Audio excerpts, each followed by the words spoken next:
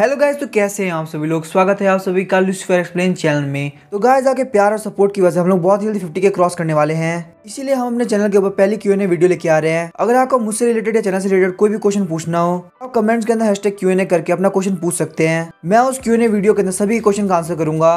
तो चलिए स्टार्ट करते हैं। लास्ट एपिसोड में अपन सभी ने देखा था, लू फेंग सोच रहा होता है ब्लड डीमन सेट वाले बहुत ज्यादा पावरफुल थे और उन लोगों के पास 7 टॉप रैंक के जनरल भी थे। उसके बावजूद वो लोग डीमन कैचिंग ब्यूरो के राइटियस अलायंस से हार गए। इन सब चीजों के पीछे का रीजन पक्का ब्लड लाइन अवेकनिंग है। और अगर बात की जाए मेरी ब्लड लाइन कंसंट्रेशन की, तो वो इसीलिए अच्छी हो पाई क्योंकि मुझे ब्लड गॉड स्पॉन्सर कर रहा है। और अगर मुझे यहाँ से और ज्यादा इंप्रूव करना है, मुझे ब्लड गॉड के फेवर को कलेक्ट करना होगा। शायद से हम रियलिटी में टाइम आ चुका है कि मैं ब्लड डीमन सेट के अगेंस्ट में हो जाऊं। ये सोचते हुए लू फेंग कपड़े पहन के बाहर की तरफ जाने लगता है और बोल रहा होता है मुझे यहाँ पे ब्लड डीमन सेट और डीमन ब्लड लाइन इनहेरिटेंस के बारे में और ज्यादा इन्फॉर्मेशन इकट्ठा करनी होगी। उसी वक्त हमें ग्रेट फ्लेम डायनेस्टी के 4 बड़ी फैमिली में से एक को दिखाया जाता है, जिसका नाम होता है लू फैमिली। अब एक एल्डर अचानक से अपनी आंखें खोलता है और वो काफी ज्यादा शॉक होता है। उस एल्डर के हाथ में एक रेड कलर का पर्ल चमक रहा होता है। वो उस पर्ल के साथ अपने हाथों से खेलना चालू कर देता है। अभी अचानक से वो एल्डर अपने हाथ से उस पर्ल को क्रश कर देता है, जिस वजह से उसके सर के ऊपर रेड कलर की लाइट चमकती है। उस लाइट को देखते हुए वो एल्डर बोलता है फटाफट से फैमिली हेड को बुला के लाओ। तो 3 मिनट बाद वहाँ पे एक मिडिल एज का बंदा आता है जो कि उस एल्डर को बोलता है एंसेस्टर आपने मुझे यहाँ पे बुलाया, आखिर क्या बात है। तभी वो एल्डर बोलता है हमारा जो ब्लड लाइन पर्ल था वो यहाँ पे रिएक्ट किया है।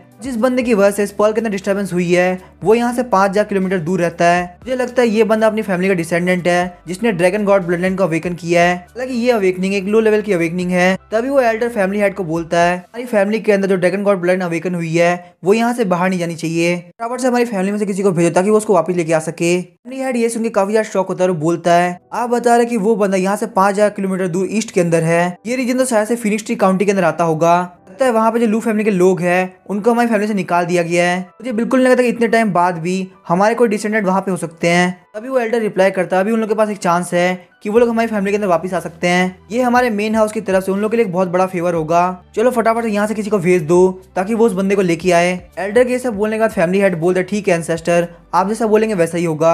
हालांकि फैमिली हेड ने भले एल्डर की रिक्वेस्ट को मान लिया हो, लेकिन फैमिली हेड का बिल्कुल भी मन नहीं था कि वो उस बंदे को वापस अपनी फैमिली के अंदर लेके आए, क्योंकि वैसे भी उसने फैमिली के बिना किसी हेल्प के अपने टैलेंट को अवेकन किया है। जो टैलेंट उसने अवेकन किया वो भी काफी ज्यादा बढ़िया है। लेकिन ये बहुत ज्यादा बेकार बात है कि वो उस ब्लड लाइन से आता है कि फैमिली मेंबर्स को ऑलरेडी इस फैमिली से निकाल दिया गया है। मुझे लगता है उस बंदे को जीने का कोई हक नहीं, वो हमारी फैमिली का नाम ही खराब करेगा। इसीलिए वो एक बंदे को बोलता है कि फटाफट से फिनिक्स ट्री काउंटी जाओ। और तभी हम देखते वो बंदा वहां चला गया होता है। और वहीं दूसरी तरफ हम लू फेंग को देखते हैं जिसके एक हाथ के अंदर ट्रू एसेंस पिल होती है और वहीं अपने दूसरे हाथ से वो एक बुक को पढ़ रहा होता है। उस बुक के अंदर ग्रेट फ्लेम डायनेस्टी के डीमन ब्लड लाइन इनहेरिटेंस के बारे में लिखा हुआ था। उसके अंदर लिखा होता है कोई भी इंसान डीमन ब्लड लाइन को अवेकन कर सकता है, लेकिन उसके लिए ये बहुत ज्यादा जरूरी है कि उनके एंसेस्टर डीमन ब्लड को पीने के बाद सर्वाइव कर पाए हो। एक डीमन ब्लड लाइन टाइम के साथ साथ इवॉल्व होती रहती है और ग्रेट फ्लेम डायनेस्टी के अंदर बहुत जगह ऐसे बंदे पाए जाते हैं जिन्होंने अपने ब्लड लाइन को अवेकन किया हो और इन लोगों की आइडेंटिटीज डिफरेंट होती है, जैसे कुछ नोबल या रॉयल फैमिली से भी होते हैं। उस बुक के अंदर ये भी लिखा होता है कि जो बंदा अपनी डीमन ब्लड लाइन को फुल्ली अवेकन कर लेगा तो वो अपने ओरिजिनल एसेंस ब्लड को भी कल्टीवेट कर सकता है और इसको कल्टीवेट करने से आपके ड्रॉप ऑफ ब्लड से रीबर्थ करने के पोटेंशियल बढ़ जाता है। वहीं पे अगर आपको ओरिजिनल एसेंस ब्लड को कंडेंस करना है तो आपको अपनी ब्लड एनर्जी को इकट्ठा करना होगा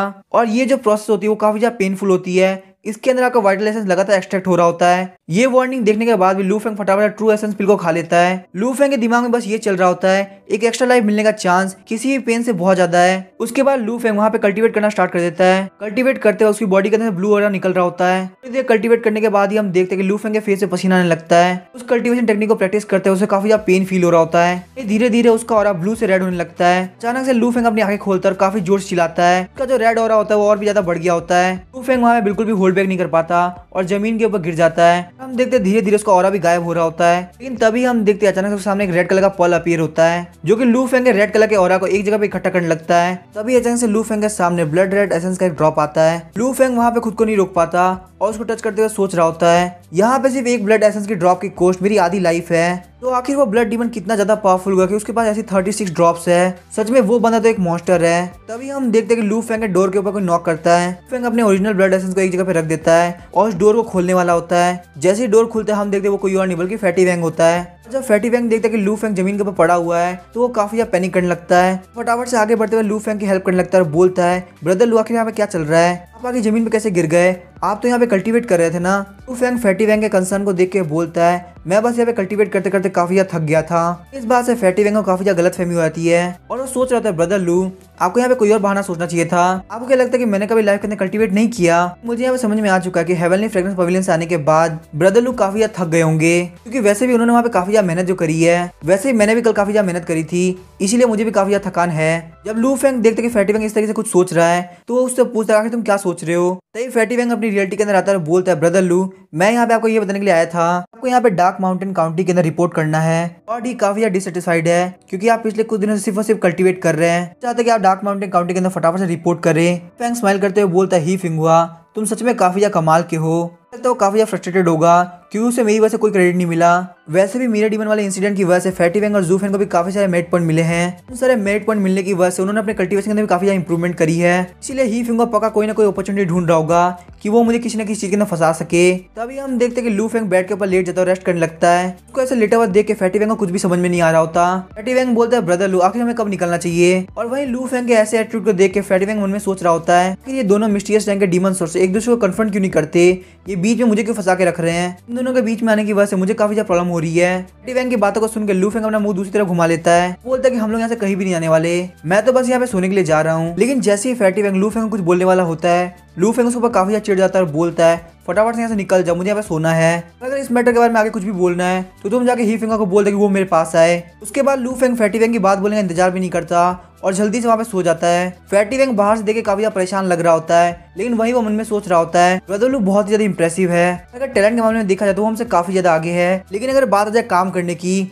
तो वो बिल्कुल हमारी तरह ही है। यहाँ तक कि देखो काम ना करने की वजह से वो दूसरी तरफ मुंह करके सो चुके हैं। लेकिन तभी फैटी वैंग को सोचता है और उसके दिमाग में एक प्लान आता है। वो बोलता है ब्रदर लोग यहाँ पे आराम करना है तो मुझे यहाँ पे कुछ भी करके ऐसा करना होगा ब्रदर लोग यहाँ पे कोई भी डिस्टर्ब ना कर सके। और अगर ब्रदर लोग यहाँ पे डार्क माउंटेन काउंटी की तरफ नहीं जाना चाहते तो इसके पीछे पक्का कोई ना कोई रीजन होगा। उसके बाद फैटी वैंग डोर को क्लोज कर देता है और बोलता है ब्रदर लू आप बिल्कुल भी टेंशन मतलब मैं लॉर्ड ही को बिल्कुल भी सच पता नहीं चले दूंगा, सामने आपकी रेपुटेशन बिल्कुल भी डाउन नहीं होगी। तभी हमें नेक्स्ट मॉर्निंग का सीन दिखाता है। फैटी वैंग चिल्लाते हुए आता है, बोलता है ब्रदर लू फटाफट से उठ जाओ, यहाँ पे एक बहुत बुरी खबर है। वहीं लू फेंग चिढ़ते हुए बोलता है फैटी वैंग तुमने मुझे यहाँ पे डिस्टर्ब करने की हिम्मत कैसे करी, तुमने मुझे यहाँ पे मेरी नींद से उठा दिया। वहीं फैटी वैंग लू फेंग के ऊपर चढ़ गया होता है, रोते हुए बोलता है ब्रदर लू यहाँ पे बहुत बड़ी प्रॉब्लम हो गई है। लू फेंग फैटी वैंग को धमकी देते हुए बोलता है फैटी वैंग फटाफट से मेरे ऊपर से हट जाओ नहीं तो मैं तुम्हारी सैलरी काट लूंगा। फैटी वैंग लू फेंग को बोलता है ब्रदर लू प्लीज मुझे माफ कर दीजिए, ये सब मेरी गलती है, मैं आके प्रॉब्लम को सॉल्व नहीं कर पाया। लॉर्ड ही ने आपके साथ इन्फोर्समेंट होल के अंदर कर दी है, उन्होंने वहाँ पे कहा कि आप बहुत ही लंबे टाइम से एब्सेंट चल रहे हैं। ये सुनने के बाद लू फेंग काफी ज्यादा गुस्सा आता है और फैटी वैंग को पकड़ लेता है, बोलता है फटाफट रिपीट करो आखिर ही फिंगर ने क्या बोला।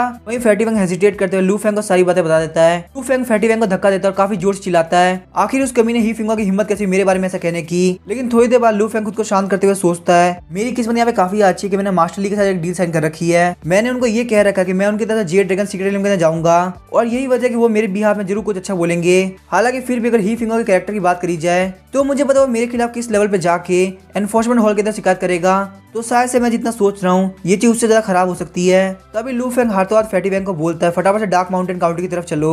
उसके बाद लू फेंग बाहर निकलते हुए मन में सोच रहा होता है ऐसा भी हो सकता है कि मुझे यहाँ पे एक मंथ की सैलरी पेनल्टी के तौर पर भरनी पड़े, लेकिन यहाँ पे एक साल के नसीब 12 महीने होते हैं, 12 महीने में से एक महीने की सैलरी ऐसी दे देना ये काफी ज्यादा बेकार बात है। ही फिंगर तुम बस मेरा वेट करो, मैं इस बात को ऐसे नहीं जाने दूंगा। वहीं फैटी वैंग जिसको कुछ भी नहीं पता कि आखिर लू फेंग अपने मन के अंदर क्या सोच रहा है, वो लू फेंग के पीछे पीछे वहां जाने लगता है जहाँ पे लू फेंग जा रहा है। तभी 3 घंटे बाद हमें डार्क माउंटेन काउंटी के डीमन कैचिंग ब्यूरो के ऑफिस का सीन दिखाया जाता है। लू फेंग फैटी वैंग और जू फेंग के साथ एंट्रेंस पे आया होता है, यहाँ पे वो देखते कि ऑलरेडी वहाँ पे बहुत सारे लोग आ रखे हैं। वहीं ही फिंगर को देख के लू फेंग सोच रहा होता है मुझे यहाँ पे कैसे भी करके अपने गुस्से को कंट्रोल करना है, मुझे यहाँ पे काफी ज्यादा शांत रहते हुए स्माइल करके चीजों को हैंडल करना होगा, नहीं तो यहाँ पे ही फिंगर मेरे गुस्से का फायदा उठा लेगा। फिंगर एक लंबी सांस लेते हुए उस हॉल के अंदर एंटर करता है और बोलता है ही फिंगर तुम यहाँ पे मीटिंग कर रहे हो। वहीं पे ही फिंगर जो कि लू फेंग को देखते काफी ज्यादा चिढ़ गया होता है और अपने हाथ को चेयर के ऊपर मार के चिल्लाते हुए बोलता है बेवकूफ कहेंगे तुम्हें यहाँ पे मुझे लॉर्ड ही कहकर बुलाना चाहिए। लू फेंग तभी स्माइल करते हुए बोलता है लेकिन आखिर मुझे ऐसा क्यों करना चाहिए, आपको यहाँ पे नहीं पता कि हम दोनों एक ही पोजीशन पे है, अगर मैं यहाँ पे आपको लॉर्ड ही बोलूंगा तो आपको मुझे लॉर्ड लू बोलना चाहिए। ही फिंगर बोलते मैं यहाँ पे डीमन कैचिंग ब्यूरो के डार्क माउंटेन काउंटी का कमांडर हूँ और वहीं पे दूसरी तरफ तुम डिप्टी कमांडर हो, तुम्हें मुझे यहाँ पे रेस्पेक्ट देके बात करनी चाहिए। लेकिन वहीं पे लू फेंग जो कि इस बात से बिल्कुल भी एग्री नहीं करता, वो बोलता है प्लीज ऐसे मत बोलो, एक तरफ आप जो कि अपने 40s में हो और तब जाके मिस्टीरियस रैंक के डीमन सॉर्सर बने हो, लेकिन वहीं पे दूसरी तरफ मैं हूँ जो कि अपने 20s में सेम रैंक में पहुंच गया हूँ, बस आप मुझे कुछ साल और दीजिए, मैं अर्थ रैंक या फिर हेवन रैंक में बहुत जल्दी पहुंच जाऊंगा। उसके बाद लू फेंग ही फिंगर कंधे पे हाथ रखता है, उसके कपड़े को ठीक करते हुए बोलता है आपको ये बात अच्छी तरह से पता होनी चाहिए, अगर आप मुझे आज रिस्पेक्ट नहीं करेंगे फ्यूचर में चल के जब मैं आपसे बड़ी रैंक में पहुंच जाऊंगा तो आपको काफी ज्यादा दिक्कत होने वाली है। फिर लू फेंग ही फिंगर से बोलता है आखिर आपको मेरे से क्या चाहिए? क्या आपको बिल्कुल भी शर्म नहीं आती? इस उम्र में हो क्या आप मेरे बारे में गलत अफवाह फैला रहे हैं? वो अपने सिल्वर नोट को बाहर निकालते हुए अपनी इनोसेंस को प्रूव करने के लिए बोलता है, मुझे यहाँ पे आज से कुछ दिन पहले 20,000 का सिल्वर नोट मिला था। बस ये सोच रहा कि कौन इतना बड़ा बेवकूफ है जो कि इसको भूल सकता है। ही फिंगो को रियलाइज होता है कि वो तो उसका पैसा है, और जब वो उस पैसे को देखता है तो उसके मन के अंदर उसके नाक से खून आने लगता है। ही फिंगो यहाँ पे सबके सामने एडमिट नहीं कर सकता कि ये पैसा उसका है। इस अपॉर्चुनिटी का फायदा उठाते हुए ही फिंगो बोलता है, आज की मीटिंग इसलिए रखी ताकि हम लोग डार्क माउंटेन काउंटी के डीमंस को मारने के लिए यहाँ पे मिशन को प्रोवाइड कर सके। लू फेंग को इन सारी चीजों कोई फर्क नहीं पड़ रहा होता। ही फिंगो बोलता है, लगता है लू फेंग को यहाँ पे बिल्कुल भी इंटरेस्ट नहीं आ रहा। क्या हम पहले यहाँ पे तुम्हारे रीअसाइनमेंट को डिस्कस कर ले ताकि तुम यहाँ पे जल्दी जल्दी जा सको? तभी लू फेंग स्माइल करते हुए ही फिंगो को बोलता है, लास्ट टाइम मुझे 7 डीमन जनरल से फाइट करने के लिए भेज दिया गया था। मैं बस ये सोच रहा था कि आखिर मुझे इस टाइम कौन सा मिशन मिलेगा। लू फेंग की ये सारी बातें सुनने के बाद ही फिंगो आगे कंटिन्यू करता है कि अब लू फेंग मिस्टीरियस रैंक का डीमन सॉर्सर बन चुका है। वहीं पे जो ब्लैक वाटर विलेज है जिसके लिए तुम रिस्पॉन्सिबल थे वो ऑलरेडी डिस्ट्रॉय हो चुका है। इसीलिए मैंने यहाँ पे डिसाइड किया कि तुम्हें यहाँ पे डार्क माउंटेन काउंटी के सारे डीमंस को मारना होगा। तुम्हारे लिए ये मिशन बिल्कुल परफेक्ट रहेगा। वहीं पे लू फेंग ही फिंगो के इस बारे में कुछ भी नहीं बोलता क्योंकि यहाँ पे डीमन से फाइट करना उसके लिए एक रिवॉर्ड है, इसीलिए वो इस मिशन को फटाफट से एक्सेप्ट कर लेता है। लेकिन वहीं पे लू फेंग ही फिंगर से क्वेश्चन पूछता है, अगर मैं यहाँ पे डार्क माउंटेन काउंटी के सारे डीमंस को मारने का मिशन ले रहा हूँ, आखिर ही फिंगर तुम यहाँ पे क्या करने वाले हो? ही फिंगर बोलते मैं पीछे बैठ के तुम लोग के लिए स्ट्रेटेजी बनाऊंगा। इस बात को सुनकर लू फेंग वहाँ पे हंसने लगता है, लेकिन ही फिंगर वहाँ पे लू फेंग के रिएक्शन को इग्नोर करता है और लू फेंग को शाबाशी देते हुए बोला, तुम्हारी टैलेंट और एबिलिटी काफी ज्यादा स्ट्रॉन्ग है। उसके बाद ही फिंगर सारे लोग को इंस्ट्रक्ट करता है कि आज से तुम लोग के एरिया के अंदर जो भी डीमन इंसिडेंट होंगे उन सबको तुम्हें लू फेंग को ही रिपोर्ट करना होगा। डार्क माउंटेन काउंटी उसके चार्ज में है। तभी लू फेंग को रियलाइज होता है कि ही फिंगर का प्लान क्या है। वो यहाँ पे ये सब करके लू फेंग को एक फेलियर दिखाना चाहता है। इस मीटिंग के खत्म होने के बाद लू फेंग फैटी वेंग और जू फेंग को बोलता है, फटाफट से आसपास के सारे डीमन इंसिडेंट के रिपोर्ट को मेरे पास इकट्ठा करके लाओ। वो लू फेंग की बात को मान जाता है, लेकिन वो लू फेंग से बोलते हैं उनको लगता है कि आपको यहाँ से पीछे हट जाना चाहिए, यहाँ पे जितने भी बाकी के लोग हैं वो सब आपको अपोज करेंगे। लू फेंग उन लोग को बोला, तुम लोग को बिल्कुल भी टेंशन करने की जरूरत नहीं, मेरे पास यहाँ पे काफी अच्छा प्लान है, तुमको बस यहाँ पे जो मैं बोल रहा हूँ उन सब चीजों को फॉलो करना होगा। हालांकि लू फेंग की कही हुई बात फैटी वेंग और जू फेंग दोनों को समझ में नहीं आती, लेकिन वो लोग वहाँ पे इस बात के लिए मान जाते हैं। उसके बाद हम देखते हैं कि सबसे पहले लू फेंग सारे डीमन इंसिडेंट को समझने का ट्राई कर रहा होता है। तो यहाँ पे पता चलता है कि यहाँ पे 3 मेन केसेस हैं। डार्क माउंटेन काउंटी के नॉर्थ के अंदर एक एंशिएंट मेंशन है जहाँ पे लोग लगातार गायब हो रहे हैं, और वहीं पे डार्क माउंटेन काउंटी के साउथ में एक सिटी के अंदर लोगों को रात को शादी होने की आवाज सुनाई देती है।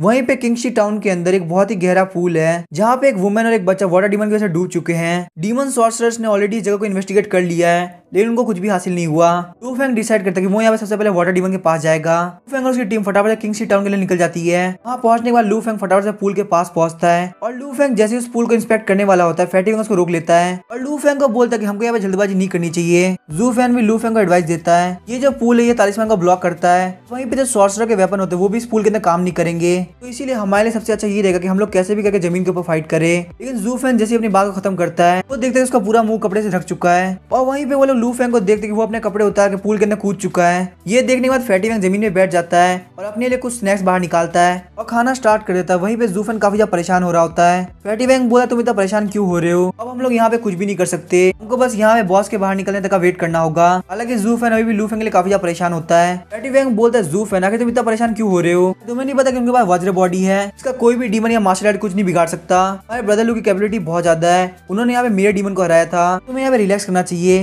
और फिर हम देखते हैं जू फेंग भी वहाँ पे बैठ के स्नैक्स खाने लगता है। वहीं पे हमें पानी के अंदर का सीन दिखाया था जहाँ पे लू फेंग नोटिस करता है कि उसके सामने एक बहुत बड़ी डार्क चीज है। जैसे लू फेंग तैरते हुए आगे जाता है उसके हाथ के अंदर ब्लैक कलर के धागे आ जाते हैं। बिना कुछ सोच समझे वो उन धागों को खींचने लगता है। उसके उन धागों को खींचने की वजह से वहाँ पे एक ब्लैक कलर का कवर हट गया होता है। वो देखते हैं कि वहाँ पे एक बॉल के अंदर ह्यूमन टाइप का कुछ है। जैसे उसके पास जाने लगता है वो ब्लैक कलर की बॉल उसके ऊपर अटैक कर देती है। फिर लू फेंग उस अटैक को बहुत ही पास से डॉच करता है। लू फेंग सोचता है कि शायद ये कोई लिविंग एंटिटी भी हो सकती है जो कि यहाँ पे घोस्ट की तरह रह रही है। और जैसे ही लू फेंग ये सब सोच ही रहा था तभी वो ब्लैक कलर की बॉल गायब हो जाती है और वहाँ पे उसके सामने एक फीमेल डीमन आ गई होती है। लू फेंग के ऊपर अपने क्लॉ से अटैक करने के लिए आगे बढ़ती है। यहीं पे लू फेंग जो कि जानता था कि वो एक सॉर्सरर है तो उसकी वीकनेस यहाँ पे क्या हो सकती है, इसलिए वो फटाफट से तैरते हुए सरफेस की तरफ जाने लगता है। लेकिन अचानक से अपने टेंटिकल की हेल्प से वो डीमन को पकड़ लेती है। अभी लू फेंग को वहाँ पे सिस्टम नोटिफिकेशन देता है कि आपके पास वाटर घोस्ट ने अटैक किया है, इसीलिए आपका वाटर एट्रीब्यूट प्लस 1 पॉइंट से इंक्रीज होता है। लू फेंग के नोटिफिकेशन सुनकर काफी ज्यादा शॉक होता है क्योंकि उसके वाटर एट्रीब्यूट पॉइंट के अंदर काफी कम पॉइंट इंक्रीज हुए होते हैं। लू फेंग वहीं पे सोच रहा होता है कहीं ऐसा नहीं कि मैं यहाँ से भागने का ट्राई कर रहा हूँ, इसलिए मेरे पॉइंट काफी कम इंक्रीज हो रहे हैं। इसलिए लू फेंग चुपचाप समय पड़ा रहता है। वहाँ पे लू फेंग के पास आधे घंटे तक नोटिफिकेशन आते हैं कि आपके यहाँ पे वाटर एट्रीब्यूट के अंदर +1 पॉइंट इंक्रीज हो गया है। लेकिन तभी लू फेंग के पास एक नया अलर्ट आता है, आपका वाटर एट्रीब्यूट यहाँ पे अपनी लिमिट पे पहुंच चुका है। आपने जो यहाँ पे टैलेंट एक्वायर किया उसका नाम है अंडर वाटर ब्रीथिंग टेक्निक। ये सब सुनने के बाद लू फेंग अचानक से रिएक्ट करता है। लू फेंग फटाफट से हिलने लगता है और ट्राई कर रहा होता है कि वो कैसे भी करके उस वाटर डीमन के हाथों से छूट जाए। और वहीं पे ये सब देख के वाटर डीमन काफी ज्यादा शॉक हो रही होती है। वो बस ये सोच रही होती है आखिर ये बंदा इतनी देर तक डूबा क्यों नहीं, ये यहाँ पे पानी के अंदर काफी ज्यादा देर से है। उसके बाद वाटर डीमन अपने हेयर को कंट्रोल करते हुए लू फेंग गले को दबाने लगती है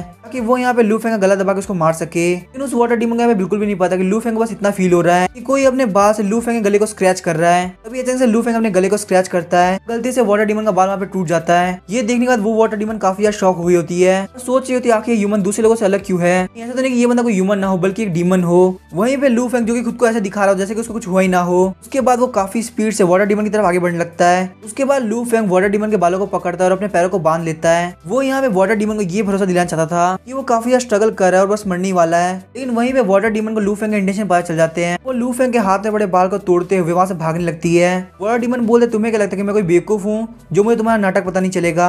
वहीं पे लू फेंग जो कि इस वाटर डीमन के बालों को देख रहा होता है काफी ज्यादा डिसअपॉइंटमेंट से भर गया होता है क्योंकि उसकी एक्टिंग स्किल काफी ज्यादा बेकार है। मैं यहाँ पे दूसरी बार अपनी एक्टिंग स्किल किसी डीमन को बेवकूफ नहीं बना पाया। उसके बाद लू फेंग उस वाटर डीमन के बाल को फेंक देता है। बोलता है तुम शायद डीमन मेरी एक्टिंग स्किल पे काफी ज्यादा डाउट करते हो। इस बात से मुझे काफी ज्यादा गुस्सा आता है और मैं इस बात को ऐसे नहीं जाने दूंगा। अगर मैंने तुम्हारी बॉडी के अंदर से सारा वाटर एट्रीब्यूट नहीं ले लिया तो मैं अपने नाम के आगे से अपना सरनेम हटा दूंगा। उसके बाद लू फेंग अपनी एनर्जी को गैदर करते हुए काफी स्पीड से वाटर डीमन के पास आ गया होता है क्योंकि अपनी एनर्जी को रिलीज करने से लू फेंग की स्पीड काफी ज्यादा होती है, इसीलिए वो ब्रेक लगाने के लिए वाटर डीमन के शोल्डर का यूज करता है। पावरफुल इंपैक्ट की वजह से वाटर डीमन पूरी से हिल गई होती है। लू फेंग वहां पे घूमते हुए वाटर डीमन के सामने आ गया होता है और बोलता है तुम्हें क्या लगता है तुम मेरे से भाग सकती हो। इससे पहले वाटर डीमन कुछ भी रिएक्ट कर पाती, लू फेंग उसके सर को पकड़ लेता है। फिर लू फेंग बोलता है तुमसे डील करने के लिए मुझे बहुत ही बेसिक मेथड का यूज करना पड़ेगा। तुम्हें ये सुन के काफी ज्यादा बुरा लग रहा है। लेकिन वहीं पे जो वाटर डीमन होती है वो कुछ भी रेस्पॉन्ड नहीं कर रही होती। अचानक से वाटर डीमन अपना मुंह खोलती है और काफी जोर से चिल्लाने लगती है। इस वजह से वहाँ पे काफी सारी वाटर स्वॉर्ड आते हैं जो कि लू फेंग के ऊपर अटैक करती है। लेकिन तभी लू फेंग को सिस्टम बताता है कि आपके ऊपर यहाँ पे वाटर डीमन ने अटैक किया है, आपका जो वाटर एट्रीब्यूट है वो उसकी लिमिट पे पहुंच चुका है। आपको यहाँ पे एक और नया टैलेंट मिलता है जिसका नाम है वाटर कंट्रोल। ये अलर्ट सुनने के बाद लू फेंग और ज्यादा एक्साइटेड हो जाता है और बोलते हैं मैंने बिल्कुल भी एक्सपेक्ट नहीं किया था कि एक वाटर डीमन इतनी ज्यादा वीक हो सकती है, लेकिन इतनी ज्यादा वीक होने के बावजूद तुमने मुझे 2 एबिलिटी दी है। और वहीं पे जब वाटर डीमन देखती है कि लू फेंग को कुछ भी नहीं हुआ तो वो काफी ज्यादा शॉक हो जाती है और वो वापस अपने मुंह को खोल के लू फेंग के ऊपर अटैक करने वाली होती है। थोड़ी देर बाद हम देखते हैं कि लू फेंग के ऊपर बहुत सारे वाटर एरो अटैक करते हैं। वहीं पे लू फेंग जो कि देखते हैं कि वाटर डीमन ने वापस अटैक किया है, वो ना सिर्फ उस अटैक को डॉज करता है बल्कि अपनी वाटर कंट्रोल एबिलिटी का यूज करते हुए उन सारे वाटर एरोस को बहुत इजीली ब्लॉक कर लेता है। लू फेंग स्माइल करते हुए सोच रहा होता है क्या ये वाटर डीमन मुझे कोई तीसरा एबिलिटी दे सकती है। तभी लू फेंग जब देखते हैं कि वाटर डीमन वहां से भागने का ट्राई कर रही है काफी तेजी से उसको आकर पकड़ लेता है। उसके बाद वो उस वाटर डीमन के मुंह को पकड़ लेता है जिससे वो अटैक न कर पाए। लू फेंग उसको बोलता है तुम यहाँ पे चिल्लाओ मत, जब तुम मेरे साथ कोऑपरेट करोगे मैं तुम्हें प्रॉमिस करता हूँ मैं तुम्हें बिल्कुल भी हर्ट नहीं करूंगा। उसके बाद लू फेंग वहां पे वाटर डीमन को पूरी तरह से बांध देता है, अपनी वुड किंग स्वॉर्ड को बाहर निकालते उसके गर्दन के ऊपर रख देता है। लू फेंग कैसे करते ही वो वाटर डीमन वहां पे सरेंडर कर देती है। लेकिन लू फेंग का कोई भी इंटेंशन नहीं था कि वो इसको इतना इजीली जाने देगा। लू फेंग वाटर डीमन को बोलता है अगर तुम मुझे खुश कर देती हो तो मैं तुम्हें यहाँ जाने दूंगा। और अभी वाटर डीमन कुछ बोलने वाली होती है तभी लू फेंग को काफी ज्यादा थप्पड़ मारता है। लू फेंग वाटर डीमन को बोलता है मैंने तुमसे कहा था ना कि यहाँ पे चिल्लाने का ट्राई बिल्कुल भी मत करना, तुम्हारे यहाँ पे चिल्लाने की वजह से मुझे काफी ज्यादा गुस्सा आता है। लेकिन जो वाटर डीमन होती है उसको वहाँ पे चिल्लाने के सिवा कुछ भी नहीं आता था। लेकिन थोड़ी देर बाद लू फेंग को समझ में आता है कि वाटर डीमन क्या बोलना चाहती है। थोड़ी देर तक ऐसी बातचीत करने के बाद लू फेंग को पता चलता है वाटर डीमन को एरोस को शूट करने के लिए चिल्लाना पड़ता है। ये सब समझने के बाद लू फेंग यहाँ पे कुछ भी नहीं कर सकता था। वो अपने कान के अंदर उंगली डाल देता है जिससे वाटर डीमन वहाँ पे चिल्ला सके। तभी थोड़ी देर बाद हम देखते हैं वाटर डीमन काफी जोर चिल्लाते हुए फुल स्ट्रेंथ का यूज करती है, लेकिन वहाँ पे उसके वाटर एरो लू फेंग को कोई भी हार्म नहीं कर रहे होते। इस सारी चीजों को देख के लू फेंग काफी ज्यादा परेशान हो गया होता है और सोचता है क्या ऐसा इसी वजह से हो रहा है क्योंकि मेरा वाटर एट्रीब्यूट काफी ज्यादा बढ़ चुका है और अब ये एरो मेरे ऊपर कोई भी हार्म नहीं पहुंचा सकते। ये देखने के बाद लू फेंग बिना कुछ बोले वाटर डीमन का बाल को पकड़ लेता है, उसको वहाँ पे गोल गोल घुमाते हुए साइक्लोन का बना देता है और फिर उसको काफी जोर से फेंकता है जिससे वाटर डीमन के बाल भी उसके हाथ में आ गए होते हैं। वो वाटर डीमन सीधे जाके एक पत्थर से टकराती है। उसके बाद लू फेंग फटाफट से वाटर डीमन के पास जाता है और बोलता है हमारे पास यहाँ पे 2 चॉइस है, या फिर तुम मेरे सामने सबमिट कर दो या फिर मैं तुम्हें मार दूंगा। वो जो वाटर डीमन होती है वो बोलते हैं मुझे मेरी लाइफ को बचाना है। लू फेंग सोच रहा था ये जो वाटर डीमन थी काफी ज्यादा टफ थी, उसने यहाँ पे सबमिट करने में इतना ज्यादा टाइम लगा दिया। वहीं जो लू फेंग होता है उसको वहाँ पे उल्टी होने लगती है। वो वाटर डीमन लगातार लू फेंग को देख रही होती है और कुछ नहीं बोल रही होती। उसके लुक से ये पता चल रहा होता है कि वो लू फेंग को बोलना चाहती है। अगर उसने वाटर डीमन को पहले सबमिट करने के लिए बोल दिया होता तो वो बहुत पहले पहले मान गई होती। तभी लू फेंग वाटर डीमन की तरफ देखता है और बोलता है क्या तुम मुझे मन के अंदर गाली दे रही हो। वाटर डीमन लू फेंग का क्वेश्चन सुनकर काफी ज्यादा डर गई होती है और अपना सर हिलाते हुए मना कर देती है। वहीं जब लू फेंग देखता है कि वाटर डीमन काफी ज्यादा ओबीडियंट है, लू फेंग फटाफट उसको अपने रिंग के अंदर डाल देता है। वाटर डीमन जैसे अदर वर्ल्ड डायमेंशन के अंदर पहुंचती है तो उस जगह को देख के काफी ज्यादा शॉक हो रही होती है और वहीं पे लू फेंग वाटर डीमन से डील करने के बाद वहां से बाहर निकलने लगता है। फिर हम देखते हैं लू फेंग काफी स्पीड से उस पुल से बाहर निकला होता है। उसके उस पुल से बाहर निकलने की वजह से जू फेन और फैटी वेंग के ऊपर पानी गिर गया होता है। वो दोनों काफी सरप्राइज होते हुए उठते और बोलते ब्रदर लू आखिरकार वापस आ गए। लू फेंग उनके सामने आता और फटाफट से अपने कपड़े पहन लेता है। फैटी वेंग बोलता है ब्रदर लू क्या उस वाटर डीमन काम तमाम हो गया। लू फेंग बोलता है हाँ हमारा काम कंप्लीट हो चुका है, अगर तुम लोग चाहो तो हम लोग यहाँ पे सेलिब्रेट करने के लिए रेस्टोरेंट में चल सकते हैं। लू फेंग इस आइडिया को सुनकर काफी ज्यादा खुश हो गया होता है, लेकिन फैटी वेंग काफी ज्यादा टेंशन में होता है। उसे यहाँ पे लग रहा था कहीं ऐसा ना हो कि ब्रदर लू हमें पे करने के लिए बोले। थोड़ी देर बाद हम देखते वो सारे लोग रेस्टोरेंट के अंदर आ गए होते हैं। वहीं हम देखते डीमन कैचिंग ब्यूरो के ब्रांच के अंदर एक गार्ड ही फिंगो को रिपोर्ट कर रहा होता है कि लू फेंग और उसकी टीम वाटर डीमन से डील करने के बाद एक रेस्टोरेंट के अंदर गए हैं। वहीं ही फिंगो जिसने कपड़े नहीं पहने होते नहाने के लिए जा रहा होता है। इस रिपोर्ट को सुनने के बाद ही फिंगो बोलता है लू फेंग नहीं जानता कि वो यहाँ पे क्या कर रहा है, मुझे लगता है उसको यहाँ पे एक सबक सिखाना पड़ेगा। लेकिन जैसे ही फिंगो अपना पैर बकेट के अंदर रखता है वो देखता है बहुत सारे बालों ने उसके पैर को जकड़ लिया है। जैसे वो उस बाल को देखने के लिए वहाँ पे झुकता है, उसके सामने वही वाटर डीमन आ गई होती है। फिंगो ये देख के काफी शॉक हो गया होता है और वो वाटर डीमन के फेस के ऊपर काफी ज्यादा स्ट्राइक लगाता है और उसके स्ट्राइक की वजह से वो वाटर वहीं पे टूट गया होता है। वहाँ पे खड़े होकर जब ही फिंगर देखता है तो वहाँ पे वो वाटर डीमन गायब हो गई होती है। ये देख के ही फिंगर बोलता है वो वाटर डीमन काफी ज्यादा वीक थी, वो मेरे एक ही अटैक को नहीं झेल पाई। लेकिन उसको फिर भी भरोसा नहीं हो रहा था कि आखिर वो इतनी इजीली गायब कैसे हो सकती है। तो अपने आसपास वहाँ पे चेक करने लगता है कि कोई उसको कंट्रोल तो नहीं कर रहा था। तभी डोर के बाहर से कोई पूछता है कि वहाँ पे क्या हो रहा है। ही फिंगर बोलता है नहीं यहाँ पे कुछ भी नहीं हो रहा। तभी ही फिंगर वहाँ पे नोटिस करता है कि वहाँ पे बहुत बड़ी गड़बड़ हो चुकी है। वो जो वाटर डीमन थे उसने ही फिंगर के कपड़े को चुरा लिया होता है। ही फिंगर यही सोच रहा होता है कि सच में कोई डीमन किसी के कपड़ों को चुरा सकता है। लेकिन तभी वहाँ पे उसको कुछ जलने की बदबू आती है। वो जब वहाँ से बाहर की तरफ देखता है तो उसके घर को किसी ने आग लगा दी होती है। वो जैसे ही सोचता है कि वो यहाँ से भाग जाए तभी उसको याद आता है कि उसके पास कपड़े नहीं है। ही फिंगर को यहाँ पे रियलाइज हो जाता है कि ये सब लू फेंग ने किया है ताकि ही फिंगर यहाँ पे अपने साथियों के बीच में बेइज्जत हो सके। तभी ही फिंगर अपनी एनर्जी का यूज करते हुए उस एरिया से बाहर निकल जाता है। वहाँ बहुत ही कम आग लगी हुई थी। वो बाहर की तरफ देखते कि वहाँ पे उसके साथी उसकी तरफ आ रहे हैं, लेकिन तभी ही फिंगर काफी स्पीड से वहाँ से गायब हो जाता है। तो सब लोग यही सोच रहे होते हैं कि यहाँ पे हमने किसी को देखा था। ही फिंगर जो कि एक पेड़ के पीछे नंगा खड़ा होता है वो शर्म के मारे अपने साथियों के पास नहीं जा सकता था, इसीलिए वो फटाफट जंगल की तरफ भागना स्टार्ट कर देता है। जैसे ही फिंगर उस फॉरेस्ट के अंदर एंटर करता है लू फेंग का मिरर इमेज क्लोन फिंगर के पीछे पीछे वहाँ पे आ गया होता है। वहीं पे ही फिंगर के घर पे जो आग लगी थी वो उसके साथियों का अटेंशन भी खींच लेती है। वो लेडी जज उसके साथ डिसाइड करते कि वो वहाँ पे ही फिंगर घर को इन्वेस्टिगेट करेंगे। लू फेंग का जो क्लोन होता है वो वापस आगे की तरफ आ गया होता है। वो यहाँ पे ये प्लान बना रहा होता है कि आखिर वो ही फिंगर उसके साथियों को एक जगह पे कैसे मिलाएगा। उसका टारगेट बस ये था कि यहाँ से ही फिंगर बिना बेइज्जत हुए जाना नहीं चाहिए। उस डार्क फॉरेस्ट के अंदर ही फिंगर जो कि पूरी तरह से नंगा होता है यहाँ लू फेंग के क्लोन को नोटिस किए भाग रहा होता है। वहीं लू फेंग का जो क्लोन होता है वो ही फिंगर के आगे पैर लगा देता है जिससे ही फिंगर वहाँ पे बहुत ही बुरी तरह से गिर जाता है। लू फेंग का क्लोन ही फिंगर को बोलता है कि एंजॉय करो और वहाँ से गायब हो जाता है। तभी इस आवाज को सुन के लेडी जज उसके साथी वहाँ पे आ जाते हैं। वो वहाँ पे ही फिंगर के पीछे की सीनरी देख के काफी ज्यादा शॉक होते हैं। जैसे ही फिंगर के साथी उसके पास पहुंचते वहाँ पे कोई चिल्लाता है ही फिंगुआ। ये देखते फटाफट से ही फिंगर सीधे घूम जाता है और उसके पैरों के बीच में से ऐसी लाइट निकल रही होती है जिसे देख के वो सारे लोग काफी ज्यादा शॉक हुए होते हैं। वही जो लेडी जज होती है वो इतनी शर्मिंदा हो गई होती है कि वो अपने वेपन का यूज करते हुए अंडा फोड़ देती है। अंडे के फूटते ही फिंगर काफी जोर से चिल्लाता है। वहाँ पे जो उसके साथी होते हैं वो भी बोलते लॉर्ड ही क्या आप ठीक है। तभी हमें ड्रंकन इमोर्टल हाउस का सीन दिखाया जाता है। यहाँ पे मिरर इमेज क्लोन लू फेंग के पास वापस आ गया होता है। वहाँ पे ही फिंगर के साथ जो भी हुआ होता है वो उन सब की फोटोज लू फेंग के पास लाया होता है। वहाँ पे लू फेंग काफी जोरों से हंसने लगता है। ये देख के फैटी वेंग और जू फेंग काफी शॉक हुए होते हैं और बोलते हैं ब्रदर लोग ऐसा क्या हुआ है जिसको सोच के आप इतना हंस रहे हैं। लू फेंग विंडो के बाहर से मून को देखते हुए बोल रहा होता है आज का जो मून है वो रोज से काफी ज्यादा व्हाइट और गोल दिख रहा है।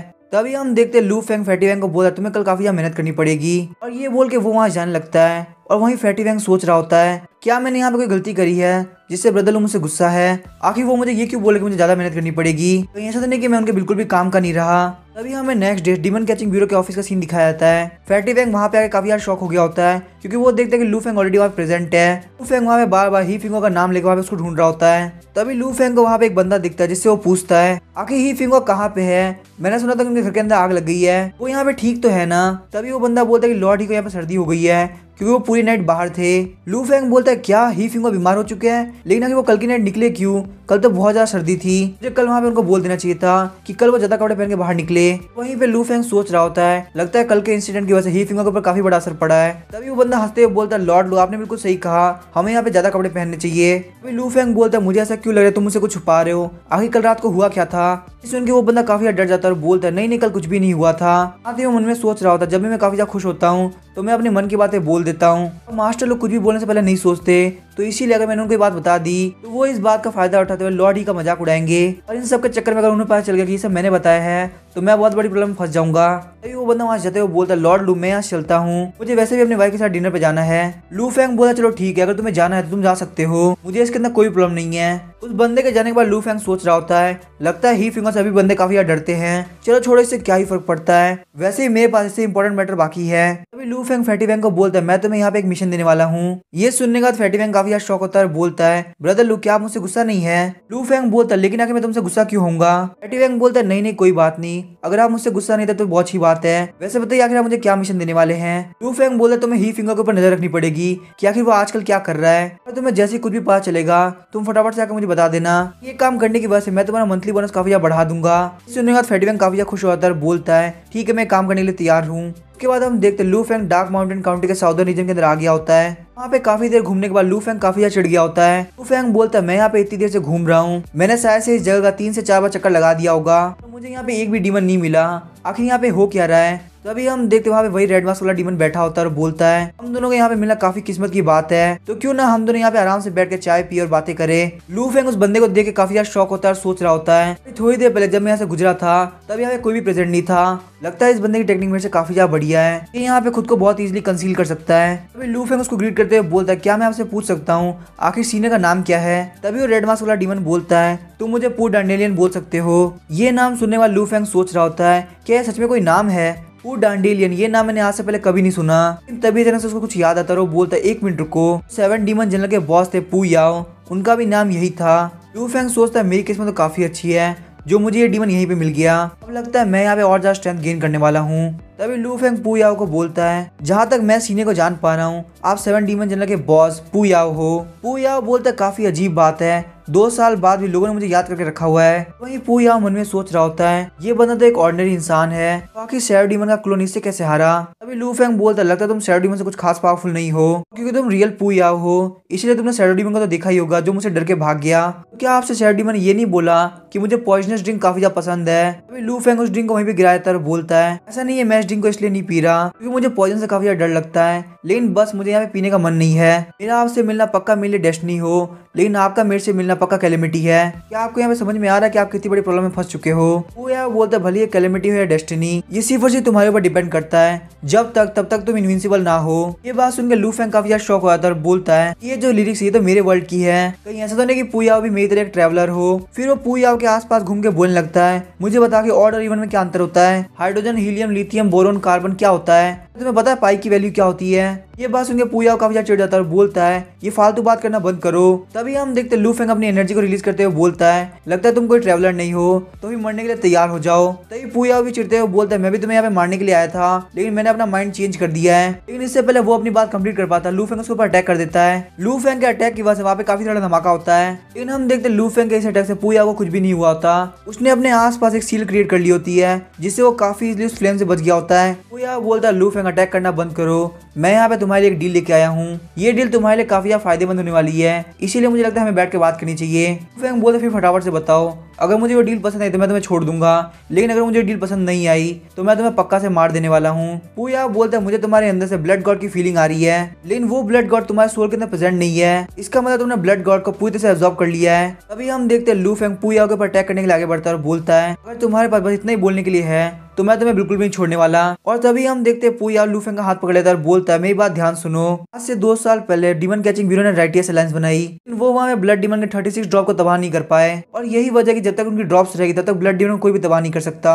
लेकिन तुम जो कि अपने फायदे के लिए ब्लड गॉड की ड्रॉप को पूरी तरह से एब्जॉर्ब कर सकते हो, तुम्हारे लिए इमॉर्टल ब्लड डीमन को मारना काफी ज्यादा आसान होगा। तो इसीलिए लू फेंग प्लीज मुझे अपनी टीम के अंदर ले लो, मैं तुम्हारी टीम के अंदर आकर ब्लड डीमन को मारने में हेल्प करूंगा। लू फेंग बोलता है 1 मिनट रुको, आखिर तुम क्या बोल रहे हो, मैंने ये बिल्कुल भी नहीं सोचा कि तुम मुझे यहाँ पे ये बोलने वाले हो। तभी वो अपना पू याओ छुड़ा लेता है। पू याओ बोलता है लू फेंग का क्या हुआ।